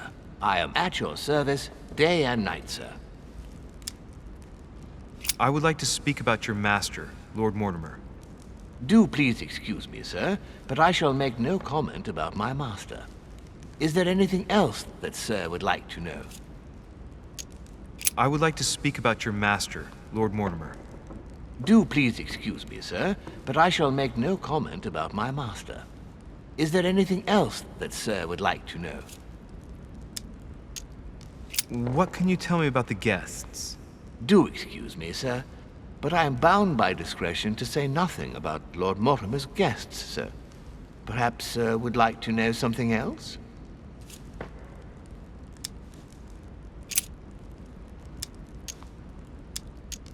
What is outside on the island exactly?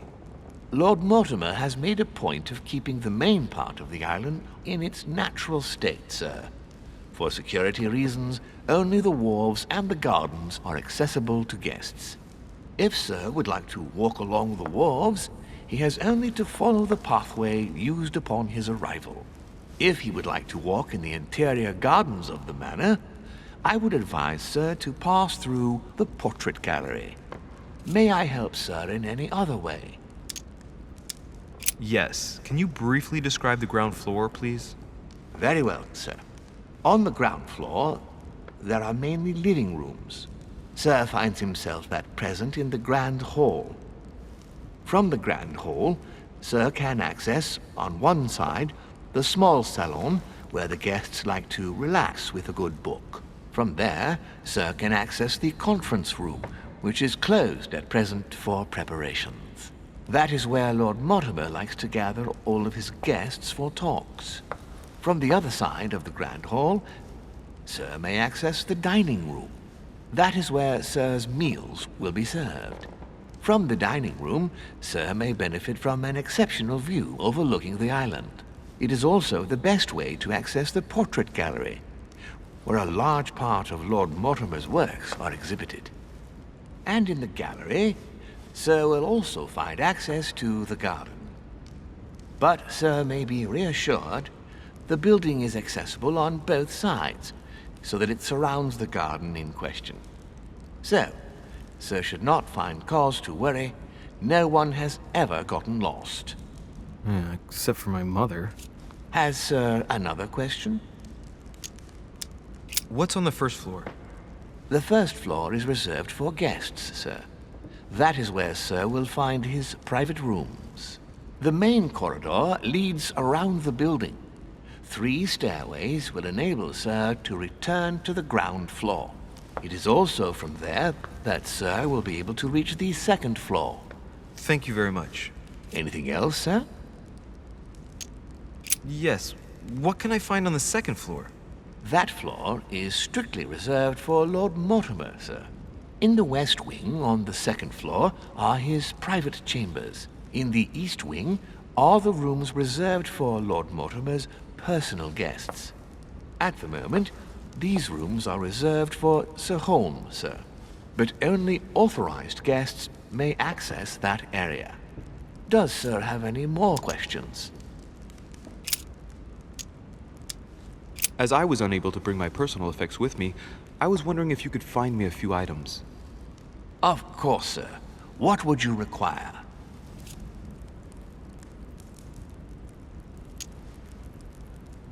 My good fellow, would you have any amber available? I would, but unfortunately I don't think I am authorized to give it out, sir. I believe it is a precious stone.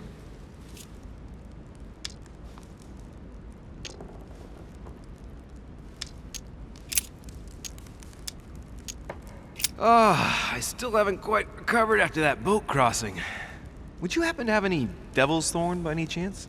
I am sorry, sir, but the devil's thorn may be just a plant, but it is also a powerful psychotropic drug that causes undesirable diuretic effects.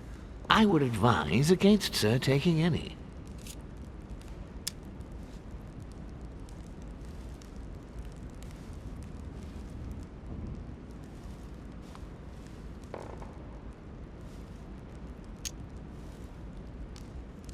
Don't worry, my good man. I know the effects of Devil's Thorn very well. I've been taking it for years without any adverse effects. I've never had cause to complain. You can believe me. That is well, sir. Here is sir's herb. What else can I do for you, sir?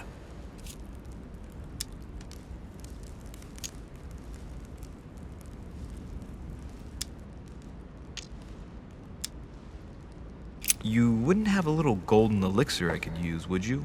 Oh, unfortunately, sir, I have orders not to give any of that medicine to any of Lord Mortimer's guests. Some guests are here to follow a very strict treatment. Mixing or combining certain substances would be dangerous for sir.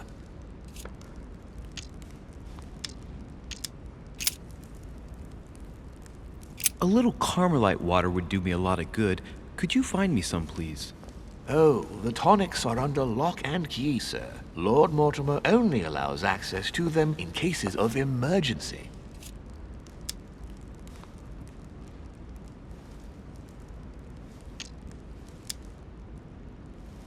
What? That's the last straw. Lord Mortimer himself asked me to take the sea to join him here. I accepted out of kindness. The voyage was undertaken in conditions that I prefer not speak about. And then at long last I arrive and you refuse me a simple flask of Carmelite water? No, sir. Your name. Tell me your name. Here, sir, your Carmelite water. Please accept my sincerest apologies. If sir requires anything else whatsoever, sir has only to ask.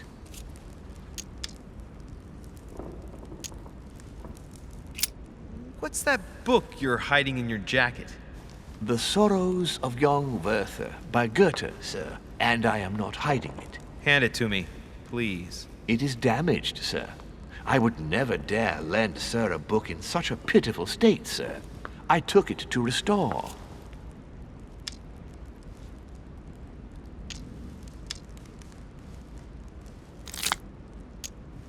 Indeed, this masterpiece must not become more damaged. Let me have it and I'll take care of it personally. I love antiquarian books. It bothers me somewhat. It isn't sir's job to take care of it, really. No, but I would love to. You'll be doing me a favor by letting me have it. In that case, sir, I shall leave it in your care with pleasure. May I do anything else for sir?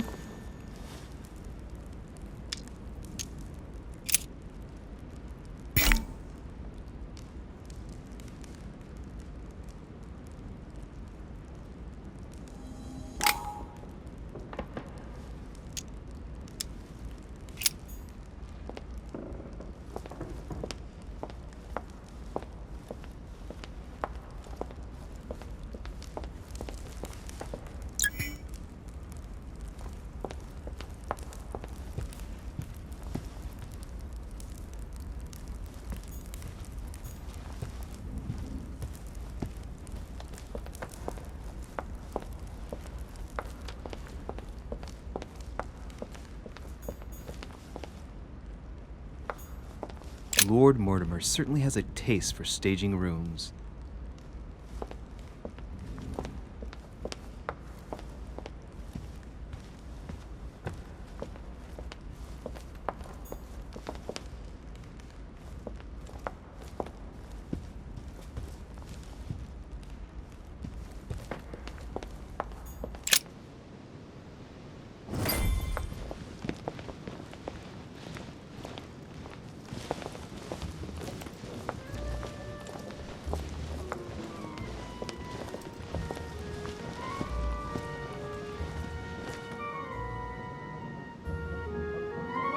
Dear friends, I bid you welcome. I hope the night was not too short. Your Eminence, Duchess, Monsieur de Richet, allow me to introduce our new guests. They arrived during the night. Johann Christoph von Wollner, Minister of Religious Affairs and close aide of Frederick William II, King of Prussia. Napoleon Bonaparte, Lieutenant of the French Revolutionary Army. And Jacques Peroux, French Revolutionary Tribunal Judge. Unfortunately, my friends, Lord Mortimer will not be joining us this morning, but he should be with us later. So, let us begin. What is Mortimer playing at? He tells me to come urgently and he sends no one to meet me? My friend. An extremely likely Speak for yourself, sir. Thank you again for the wine, Your Eminence. It is served every day at the king's table. I am delighted to meet you.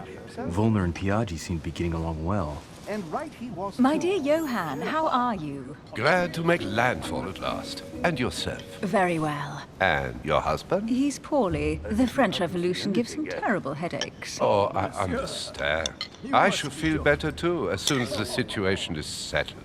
If by chance the French crisis is emulated in Berlin, there will always be a refuge for you in London, my dear. Your offer does you honor, Emily. But London is much closer to Paris than Berlin. Beware. The French are capable of sailing up the Thames straight to the Houses of Parliament. Oh, my friend, I am shaking in my clogs.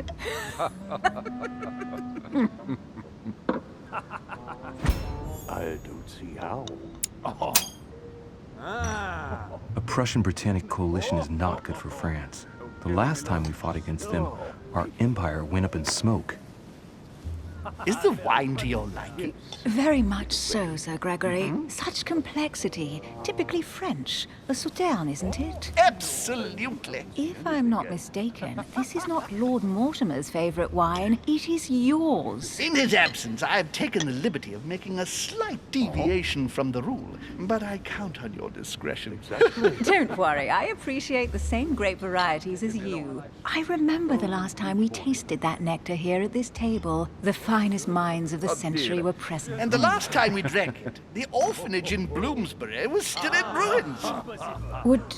Would you repeat that? Oh, well, I put some small effort into the works. The orphanage reopened just before Christmas. The bedrooms, washrooms, and the classrooms had all been refurbished. I don't know what to say. You have given the girls a wonderful Christmas gift. Thank you. I made a promise. Now it is done.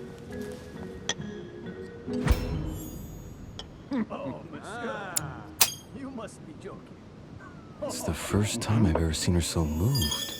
Just mentioning that orphanage broke right through Emily's hard shell.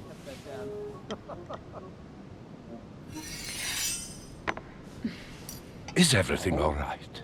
Yes, thank you.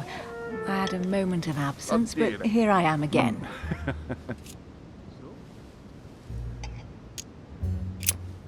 What do you think of Volner? Many believe he is the real leader of Prussia. A charming man, but with an iron fist and a velvet glove. I also know he's famous for his love of the hunt, in all its forms. Who does not know of her, sir? Certainly not. Have you any information on this Napoleon? That's right. See her. What do you think, madam? What is this Bonaparte doing here? The presence of a soldier is never a good sign. It can only mean there's going to be further war. To answer your question, I only know that his family were in favor of the revolution, and that it almost cost them their lives. Thank you, that's helpful. Monsieur de Richet? It would seem we have common interests. Could we speak in private, please?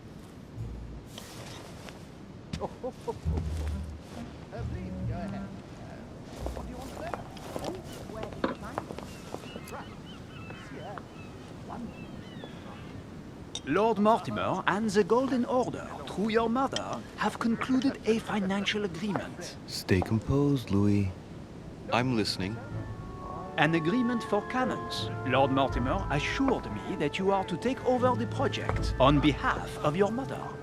You must know that I am deeply sorry about their disappearance, but I must validate the deal urgently if I want to be able to organize things properly. I haven't seen Lord Mortimer yet. I'm afraid I'll be unable to answer your questions. He assured me that you could replace your mother during her absence. I appreciate his confidence, but still, this is a bit hasty. But please continue. Of course, but I need to know if I can count you among my allies. Well, of course. And for that, I have a little question for you. The agreement stipulates an aid of 50,000 louis d'or for 200 cannon.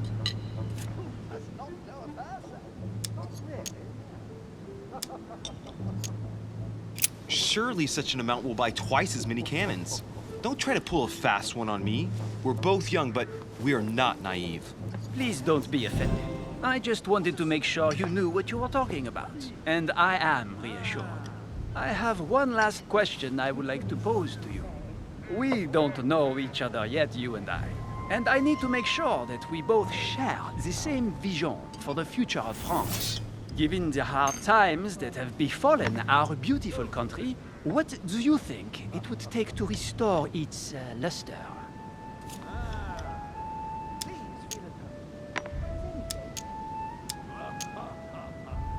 The revolution was a good thing, but it gave birth to a monster. We must overthrow the new system in place. Ah, you are right. Monsieur de Richet, I am reassured. I am very happy to have met you. Lord Mortimer was right to put his trust in you. I hope to work with you in the very near future. I would like to thank you for your support by offering you this humble little gift. Reflections on the Revolution in France. Monsieur Bonaparte, I thank you for this gesture, and please know that I, too, am delighted to have met you. My friends, I would like to say a few words, please. I would like to thank Lord Mortimer, and you, Sir Holm, for bringing us all together here. Those of us for whom it is not the first time here, like me, are all trembling in sweet anticipation of the arrival of our host. For the rest, I would like to reassure you that Lord Mortimer always has a few surprising projects to propose. But I can assure you that each and every one of us has always benefited from them. The last time I came to this place, Lord Mortimer offered to help me in my electoral campaign for the presidency of the United States. And it is imminently clear that his support was an invaluable aid to us. We are here among like-minded people. So let us put aside the conflicts in which some of our nations find themselves at present. So I raise my glass in honor of you all, my new and old friends. I trust you shall not be disappointed, Mr. Washington.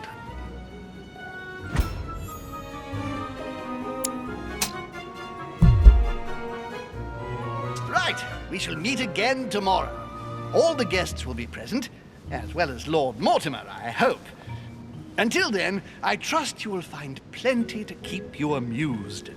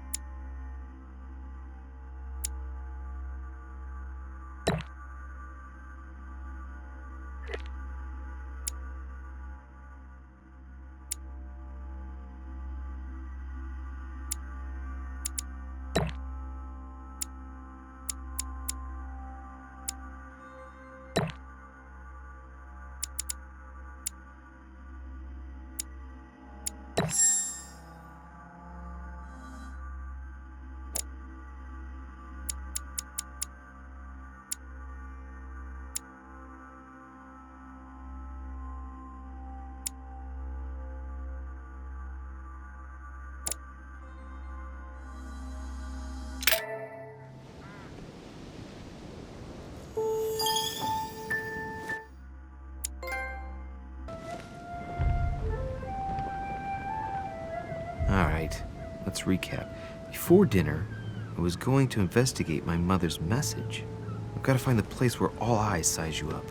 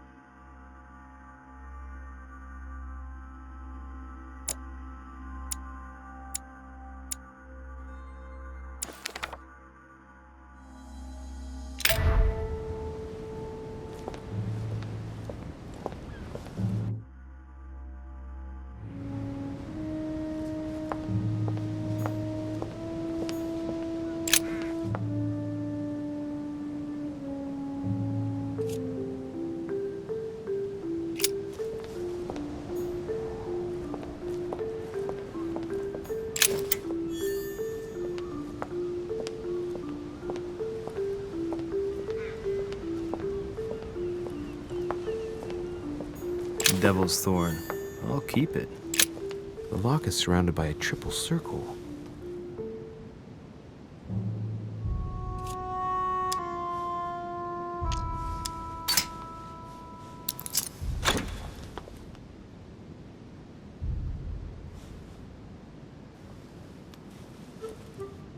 No space left. I'll retrieve it later. All right. I've retrieved everything. Circe.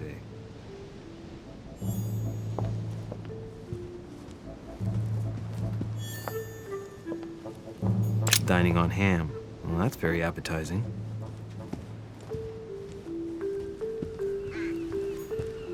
Well, Your Eminence, do you still have any room left? Ah, my son, this sin of gluttony is the most difficult of all in my eyes. Nevertheless, what a charming moment we have had together. I'm delighted I was able to talk to Mr. von Wollner. We hadn't spoken to each other for an eternity. Yes. I noticed that Your Eminence knew a fair number of people at the table. The benefit of age, my son. This isn't my first invitation to Lord Mortimer's.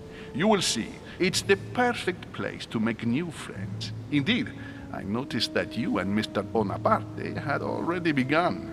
Ah, I adapt quickly to local customs. It's what I was taught.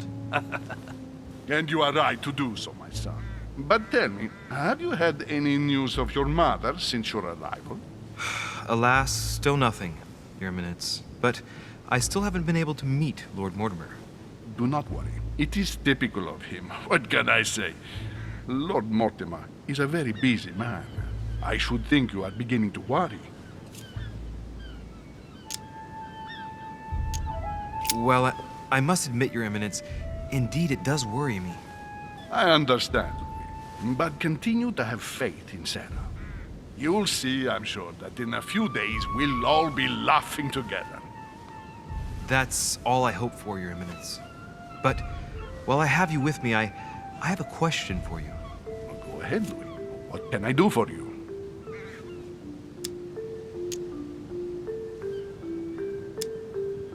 If I said to you, where all eyes size you up, would it mean anything to you?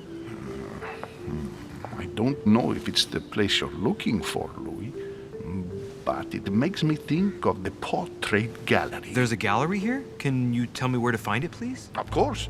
Just go through the door at the end. It will lead into the library, continue all the way through, and you'll end up in the gallery. You'll see it, Louis.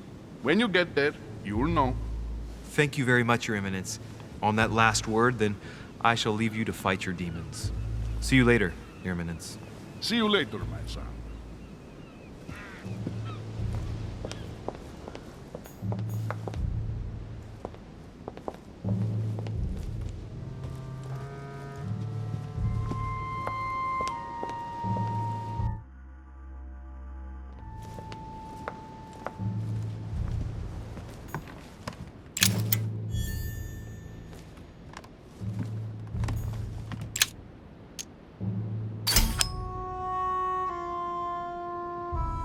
Amber crystals.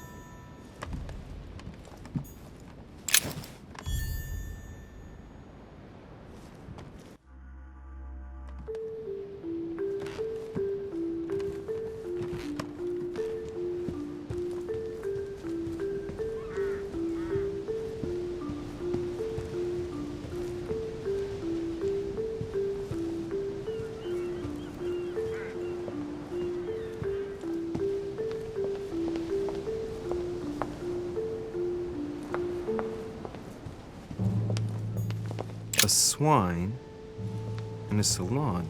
That's an odd choice of decor. This painting has caused some debate. Who did Dosi paint? Alcina the fairy or Circe the magician?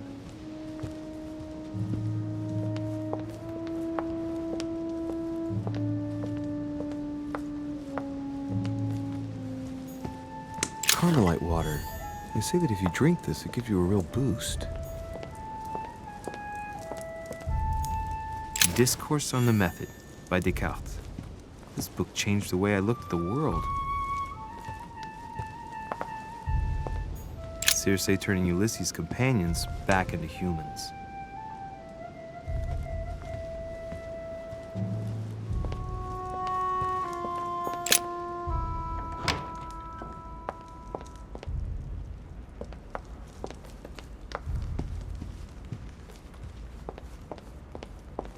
The only person sizing me up here is that monumental Zeus.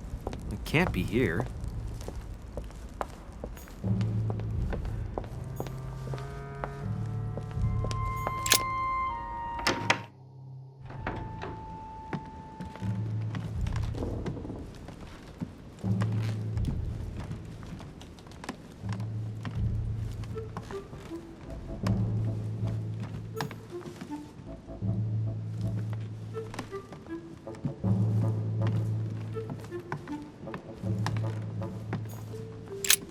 There's a pattern with 5 circles on this chest.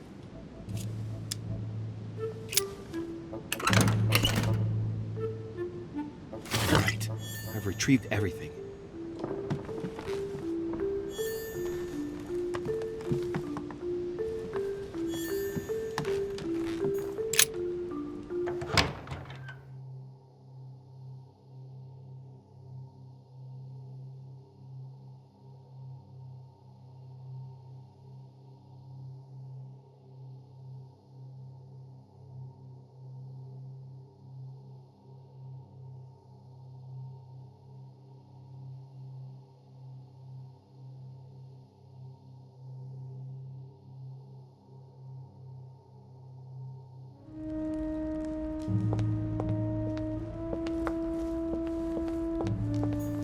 What can I do for you, sir? I am at your service, day and night, sir. As I was unable to bring my personal effects with me, I was wondering if you could find me a few items. Of course, sir. What would you require? You wouldn't have a little golden elixir I could use, would you?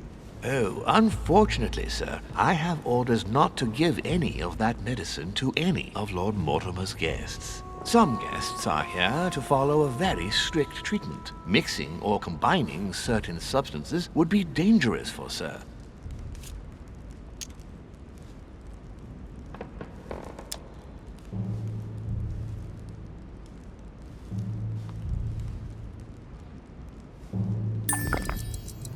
My good fellow, you're right.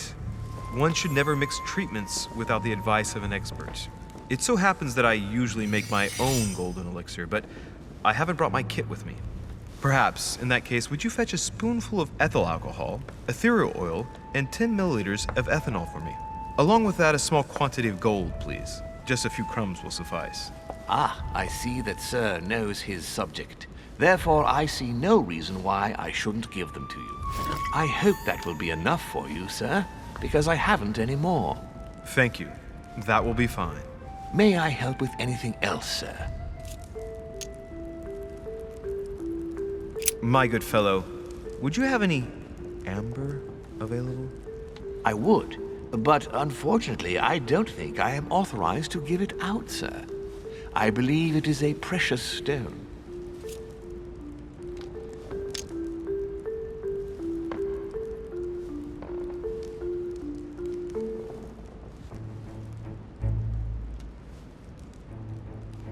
no point in lying, you know. I know full well you haven't got any. I would never think of lying, sir. I don't believe I am authorized to give it away, that is all. Amber? Here? I'd be surprised. Yet I assure you, sir... No, you're pulling my leg. I don't believe you. I wouldn't dare to joke with, sir. Yeah, sure. You're just leading me on. I dare you to show it to me, if you really have some. Well, then, sir, here is a piece. Ah, right. Well, I'm impressed. Can you lend it to me for a minute? Of course, sir. Here. Wow. I can hardly believe it. Well, I have other questions. Of course, sir. But, sir, I believe you haven't given me back the amber, sir. What? What amber? The piece I gave to sir. No, I don't know what you're talking about. You really ought to look after your things. And it can't be easy to come across amber in these parts. Well, does sir desire anything else?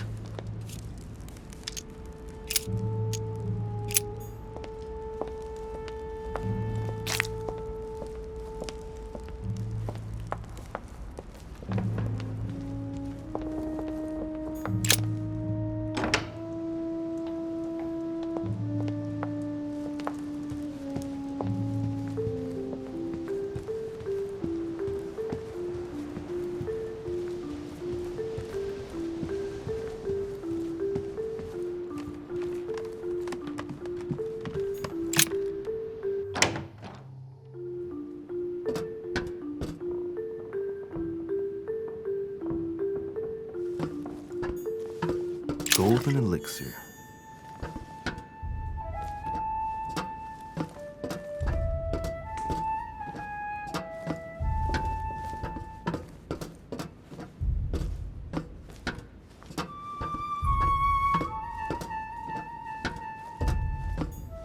Atrus, the Miller brothers. Mother expressly forbade me from reading it.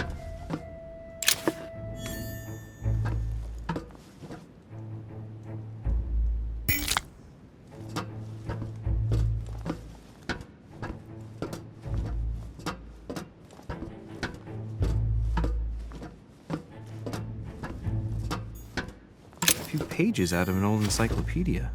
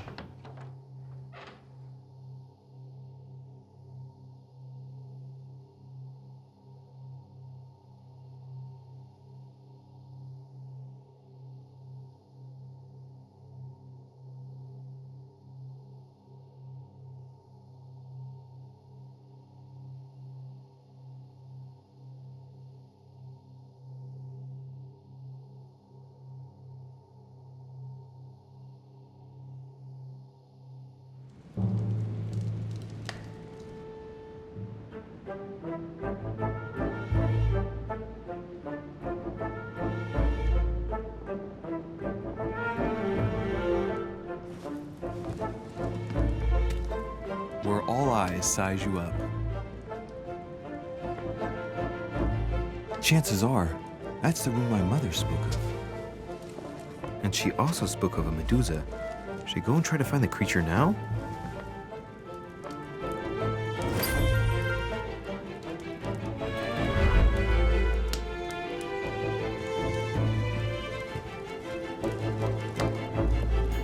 Ah, painting by Angle. Liberty or Death by Regnault. Well, I'll take liberty, please. Allegory regarding the decoration of the rights of men. That's the least you could say.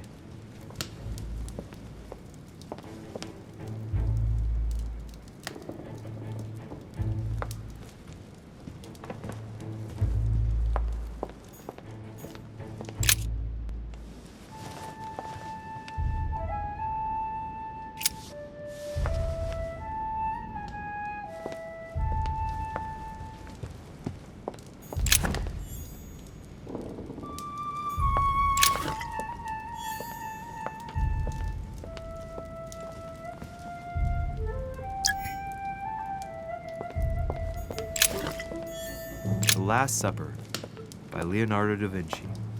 The last day before his crucifixion, Jesus announces that he will be betrayed by one of his disciples. A meeting between Louis XIV and Philippe V. I wonder why Mortimer's particularly fond of this painting. The Fall of Phaeton, another painting by Rubens. Poor Phaeton, struck by lightning by his father Apollo. Amber crystals. The Song of Roland. Roland feeleth his death is near, his brain is oozing by either ear. With his brain oozing, it's already remarkable that he can feel anything. Christ Crucified by Velázquez. Look, someone's left a note there. Reserved for the Duke of Alcudia.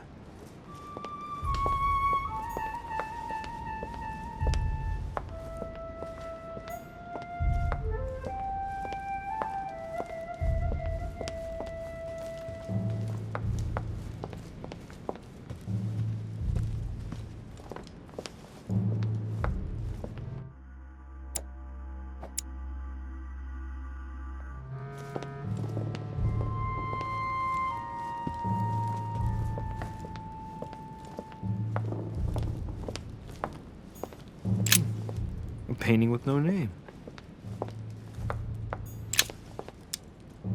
Devil's Thorn.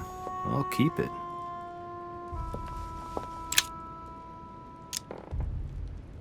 Devil's Thorn. I'll keep it.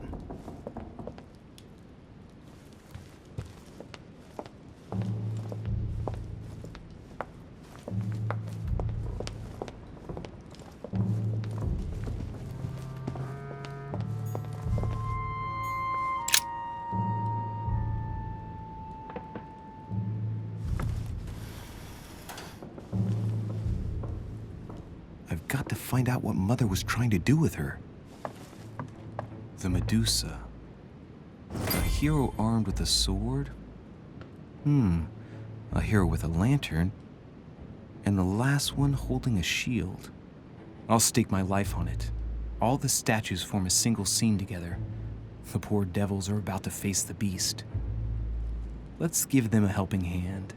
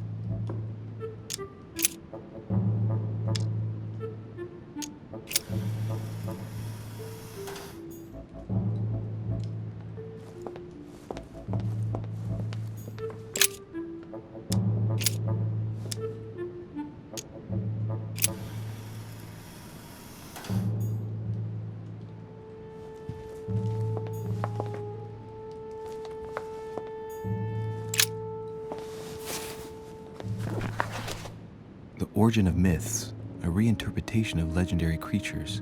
Just what I need. The text is in French on the left-hand page and in Latin on the right hand. Let's find the chapter on the Medusa.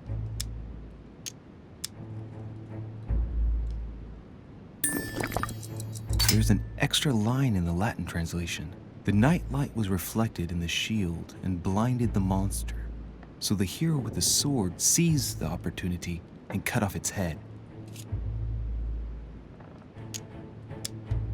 Hang on.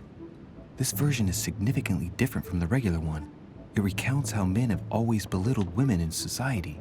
Harpies, mermaids, the chimera, the hydra, the gorgons.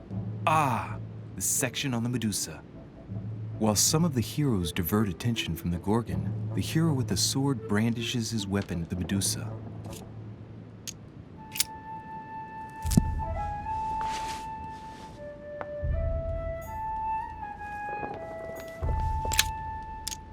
Devil's Thorn. I'll keep it.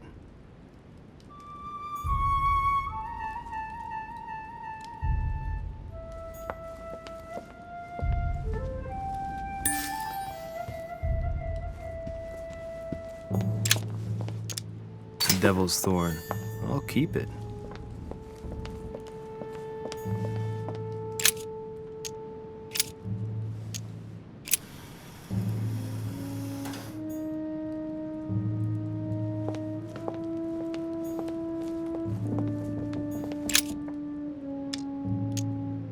The clue I found said, "Beware hero. The beast always charges the best protected. That is its weakness." That's the key. The best protected hero is the one holding the shield. Thank you, Mother.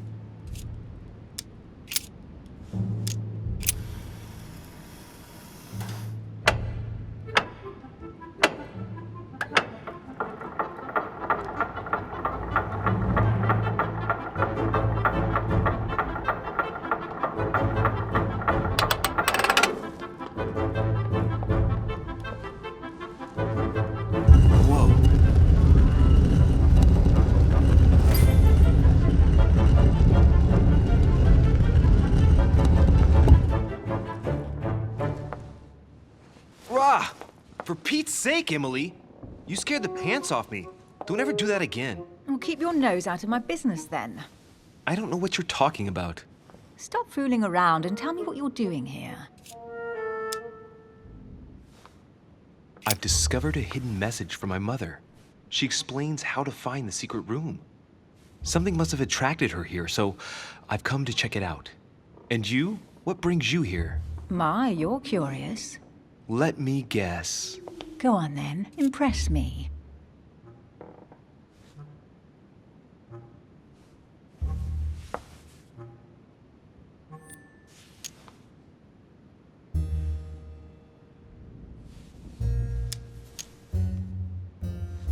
You're spying on Mortimer, right?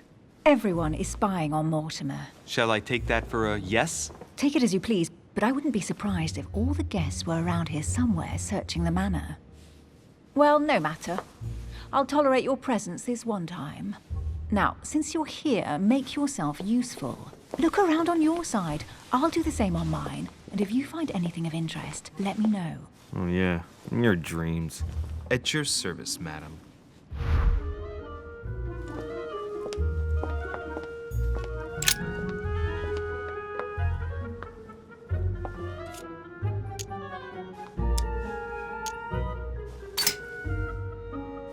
Ancient Greek, translated. It reads, "The All-Gifted." Could this jar be the original Pandora's box? Emily, I've found Pandora's box. It's not as impressive as I thought it would be, but that's how these things usually go. I detest that legend. Once again, women are made responsible for all of the world's evils. And stop playing with that pot, you'll break it. Come on, let's move on.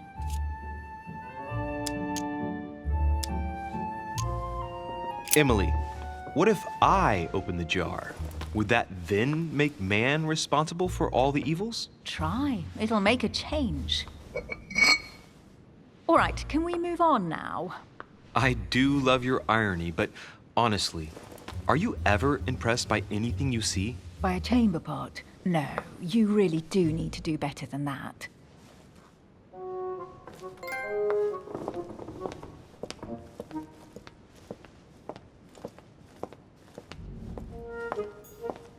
A golden fleece. It's freezing. Hurry up. Cold? You want a rug? It'll warm you up. I wouldn't be caught dead in that horrible thing. That's a pity. The gold color brings out your eyes. And your flattery brings out your boorishness.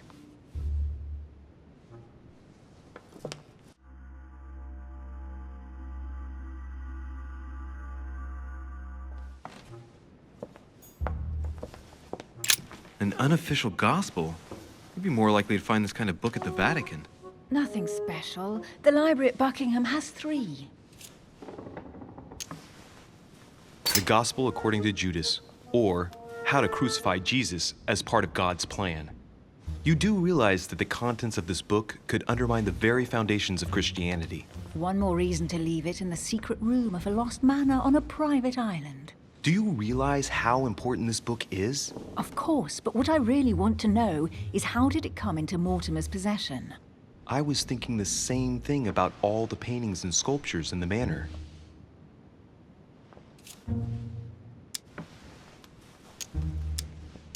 I bet you've read them cover to cover. Naturally. Really? I'm curious. Tell me, what part stood out the most to you? The passage where Mary says to Joseph, "Hey, you, shut up." In other words, you haven't even opened one.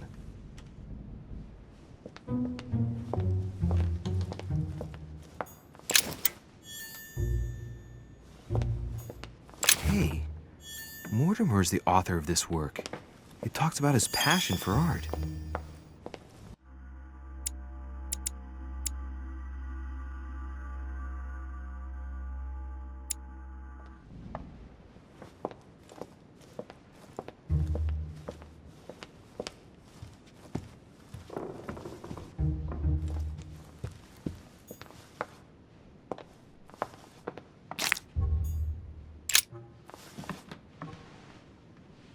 Guess what I found?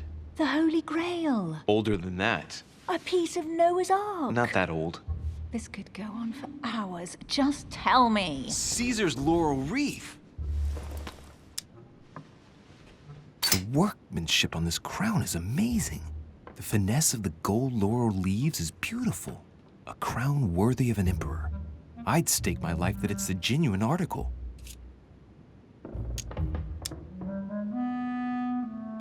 Stop! Don't put your grubby fat fingers on it. You find my fingers fat? At least put on some gloves. Please note, my fingers are slim. You were going to leave marks. My God, what an amateur. Many a harpsichord players would love to have sexy fingers like mine. Tell me where you took your infiltration classes so I can have your tutor executed. Let's compare hands then. We'll soon see whose fingers are fattest. No, I'm not going to compare hands with you. Let's just keep going. Bad loser.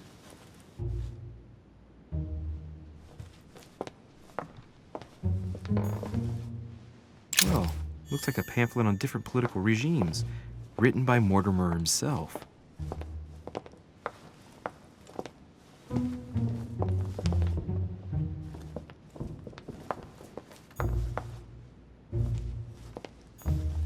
A fragment of amber.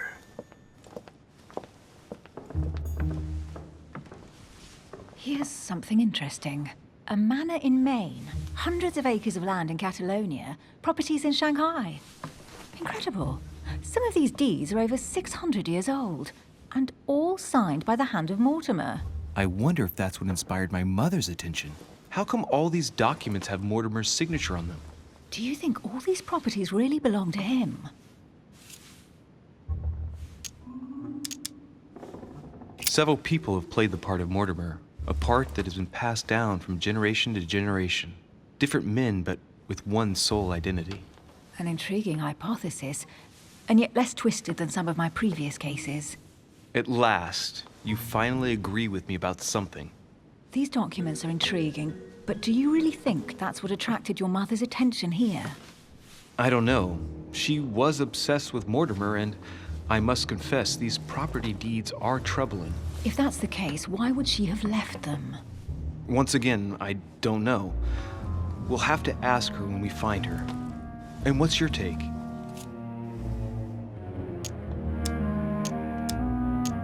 Mortimer's collection is unique, isn't it? That's an understatement. No doubt he has a major passion for history and fine art, or getting gifts. If each time Mortimer does someone a favor, they reward him with a priceless gift, that means he must have helped nearly everybody in the world. I wonder why my mother didn't make it clear what she was interested in here. She didn't have time to write it down, or maybe she wasn't sure of what she was looking for. Or she wanted to protect her discoveries. It's disturbing. You'll just have to search the rest of the room. Maybe you'll find something.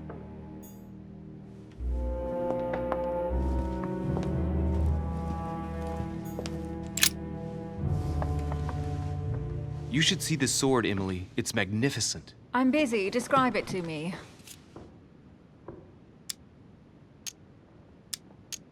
It really does look like Joan of Arc's sword. The famous Maid of Orleans. One of your favorite historical heroines. You bet. Given the number of English butts she kicked. And we all know where that got her. When you finished playing, maybe you can help me search the place?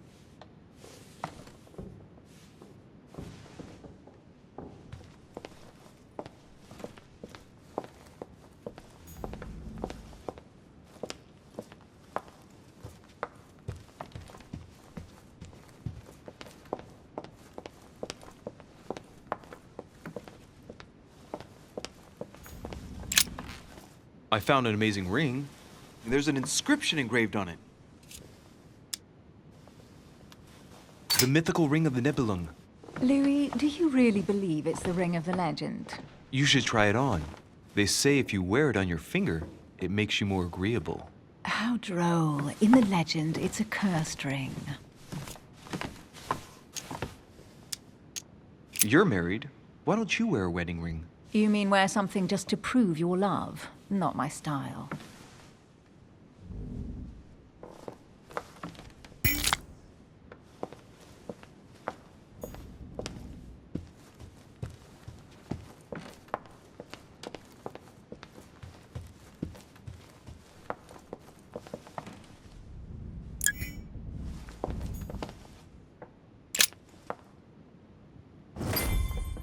What is that you found? A cameo pendant. What's going on? Nothing. For crying out loud, Emily, you lunged for that jewel like your life depended on it. Tell me what this is about. No. We just met, Louis. I like you, but I can't just suddenly open myself up like a book to you. Listen, Emily. It seems pretty obvious to me that you haven't come here for the sole purpose of sampling Mortimer's cellar. Stop all the clever evasions and just trust me. And why the hell should I place my trust in you, Louis?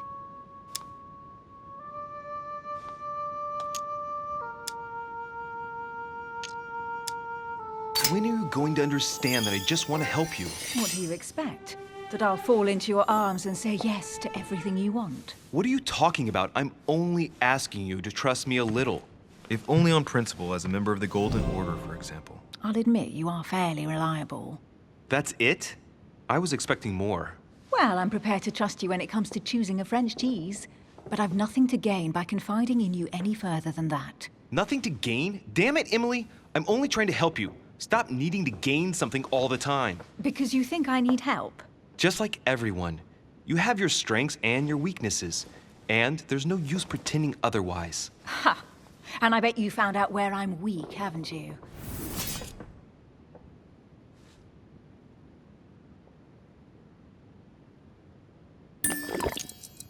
Pragmatic, intelligent, sure of herself. Her only weak spot is her difficulty talking about herself.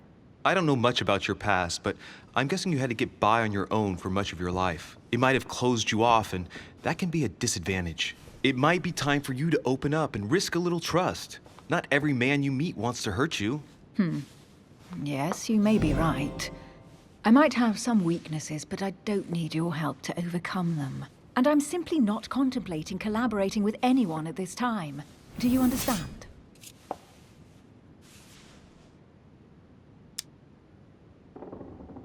Yes, it's perfectly clear. You're already working with someone. Ah, well spotted, Louis. I already have a work partner. I know my weaknesses. I don't doubt that your abilities will be of use to me. But I already have all that, thanks to my teammate. Is there any chance you might tell me who he is? No, I've already said too much. Consider yourself lucky I've even given you this much. It's extremely rare, believe me. Come on, don't stop now that you've come this far. You know that eventually I'll end up making you talk. Well, since no one can resist you, let's see if you can guess who my partner is. You're a gambler. So, your partner is...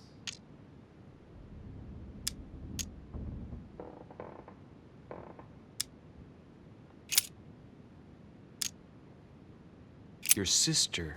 She's your partner. She's the one you're looking for. Well, I am impressed. How the devil did you guess I had a sister? Virtually no one even knows. When it comes to getting results, you are very good, I grant you that. You deserve to know why the sight of the cameo pendant affected me so strongly. I thought it belonged to Emma, my twin sister. Oh. Now I get why you said you had a memory for two. Yes, you can't imagine to what extent, though. As children, everyone got us mixed up. So one day we decided to play along. Since then, we have become one and the same. We have officially erased the identity of my sister Emma. Emily Hillsborough, the woman with two faces. Clever. But isn't it complicated? How do you make it work? One of us has no existence in the outside world. We share everything. First for one, then for the other. We dress the same, wear the same makeup, we speak the same. We've learned to act as one. When we accept a mission, we both turn up. This time, though, she went ahead, and I was meant to wait for her on the mainland. She was meant to meet Sir Home and bring back the details, so we could work out who would follow up. And there was a problem? She was supposed to return from Mortimer's 1 week ago. The boat turned up at Plymouth, but alas, no trace of my sister. Instead, a sailor passed me a message from home, notifying me of her sudden disappearance. So, my mother and your sister go missing just a few days apart. That's strange. Maybe their disappearances are linked. It's clearly a possibility, but up to now I haven't found a trace of either of them. None of this is very reassuring. By the way, Louis, now that you are in on the secret, you are obliged to keep it to yourself. Or you will pay very dearly. Don't worry. Your secret is safe with me.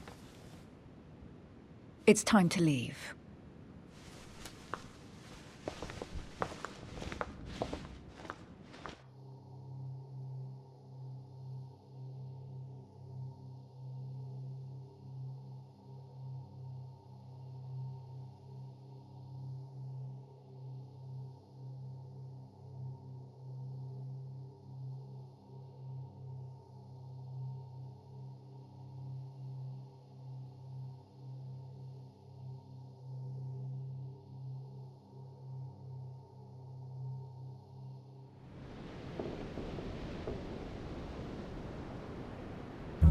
So, what do you think of our first adventure? I must admit, it has been fun by your side. Same here.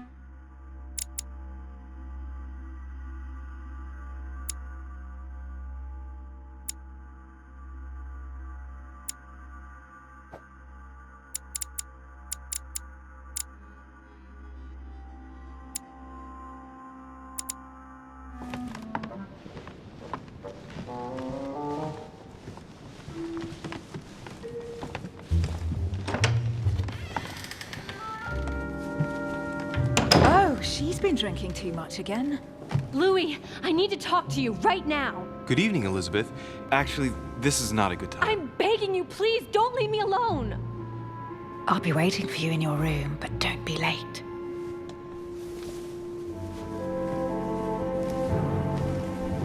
I was sure there was a certain je ne sais quoi between us. Louis, we need to talk now. Otherwise, it'll be too late. Looks like Elizabeth really needs me, but if I start talking to her, for sure Emily won't wait for me.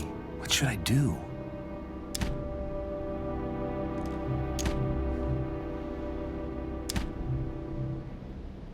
Sorry, Emily, but I can't leave Elizabeth like this.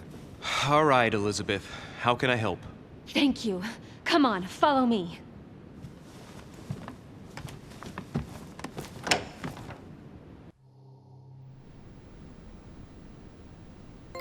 I really need to talk to you, Louis, right now. Does Lord Mortimer know the mess you've made of your room? Listen to me, damn it! My days are numbered. Elizabeth, I don't know if it's about my mother again, but I'm telling you, you've nothing to be afraid of.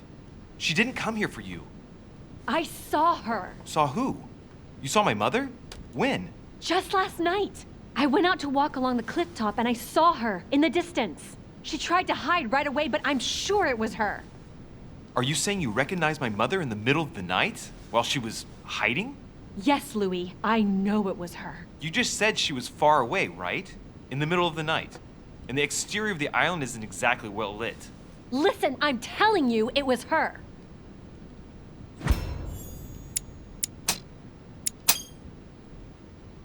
She doesn't hesitate on her answers. She's not trembling.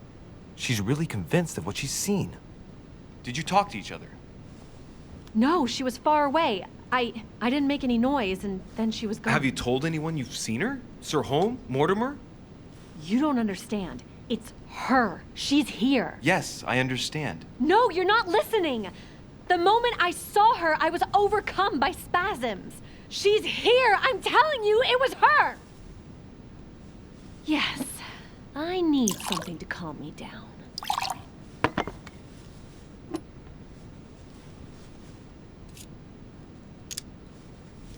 I'll drink with you, but let's go easy on it, okay?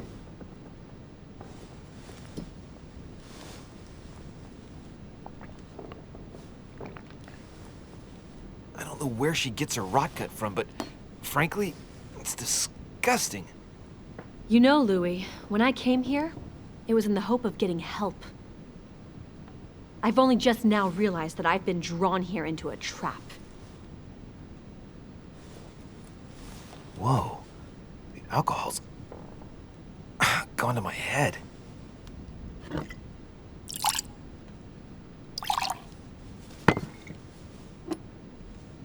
Here, the condemned's last drink. Man, I need to take it easy with the booze. At this rate, I won't last the night. Let's go easy on the drinking, okay? Alcohol won't solve our problems. Ugh, the second one isn't any easier. So, do you want to know why she did all those things to me, or not? Even if it changes the image you have of her forever? What was she trying to cure you of then? Of the one illness she never managed to treat me for.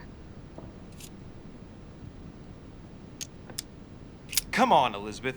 We have to finish what we started.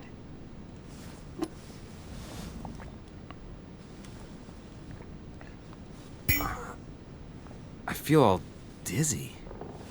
There must have been a reason. Just tell me. Tell me what my mother treated you for. She wanted to silence them! What? What are you talking about? Silence what? The voices. The voices in my head. They speak to me, Louis. They've always told me what to do. They say nasty things to me.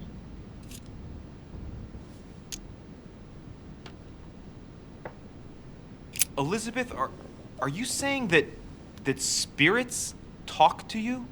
You're right. Sometimes there are several voices. How did you know? No, listen, I don't know anything. I'm just repeating what you said. They want me. Want me just for themselves. They talk to me all the time. Yet your mother did everything to make them go away. Ever since I was little. And look at the result. It's impossible, Mother. You spent your life trying to prove that the supernatural doesn't exist. Why punish this poor girl? Oh, shit. What has she done to you? Uh-oh, Louis. Are you starting to believe me? No, but Too bad it's all been for nothing. They're still there, you know. What do you mean? They're still talking to you? All the time. Despite everything Sarah put me through, I still hear them. And here I am on a lost island, knowing that no one knows me. And I find myself here at the exact same time as her. You see? You understand? You sense it too. I'm going to die here. I beg you, tell me you believe me. I'm here, Elizabeth. I'm right here with you. And I do believe you. Thank you, Louis. You know, despite what people might think, I'm not crazy.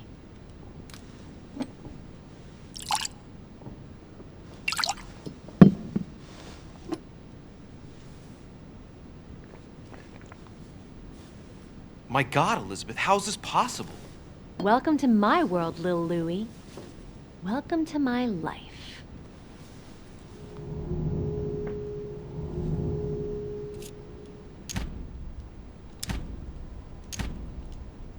Elizabeth, the whole story stinks of death. If I were you, I'd have left the moment you heard me speak about my mother. I don't know if she knows you're here, but if I had any doubt, I wouldn't take the risk. Yeah, you're right. I can't stay here another minute. I need to get the hell out of here. I need to find a boat and get away. I'm not dying here. Oh, I feel so dizzy.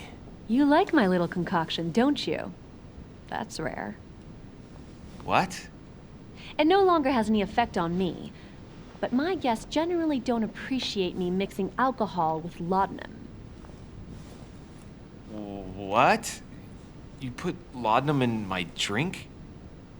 In both. Don't worry, my little Louis. We'll sink down to the bottom together. Oh man, I feel like puking. I really feel like shit. I gotta get back. Don't worry, Louis. I'm here now. I'll take good care of you, and then I'll leave. Don't touch me! Just leave. If I get up, I'll fall.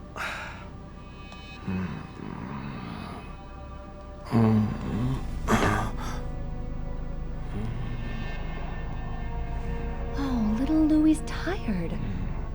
Leave everything to me.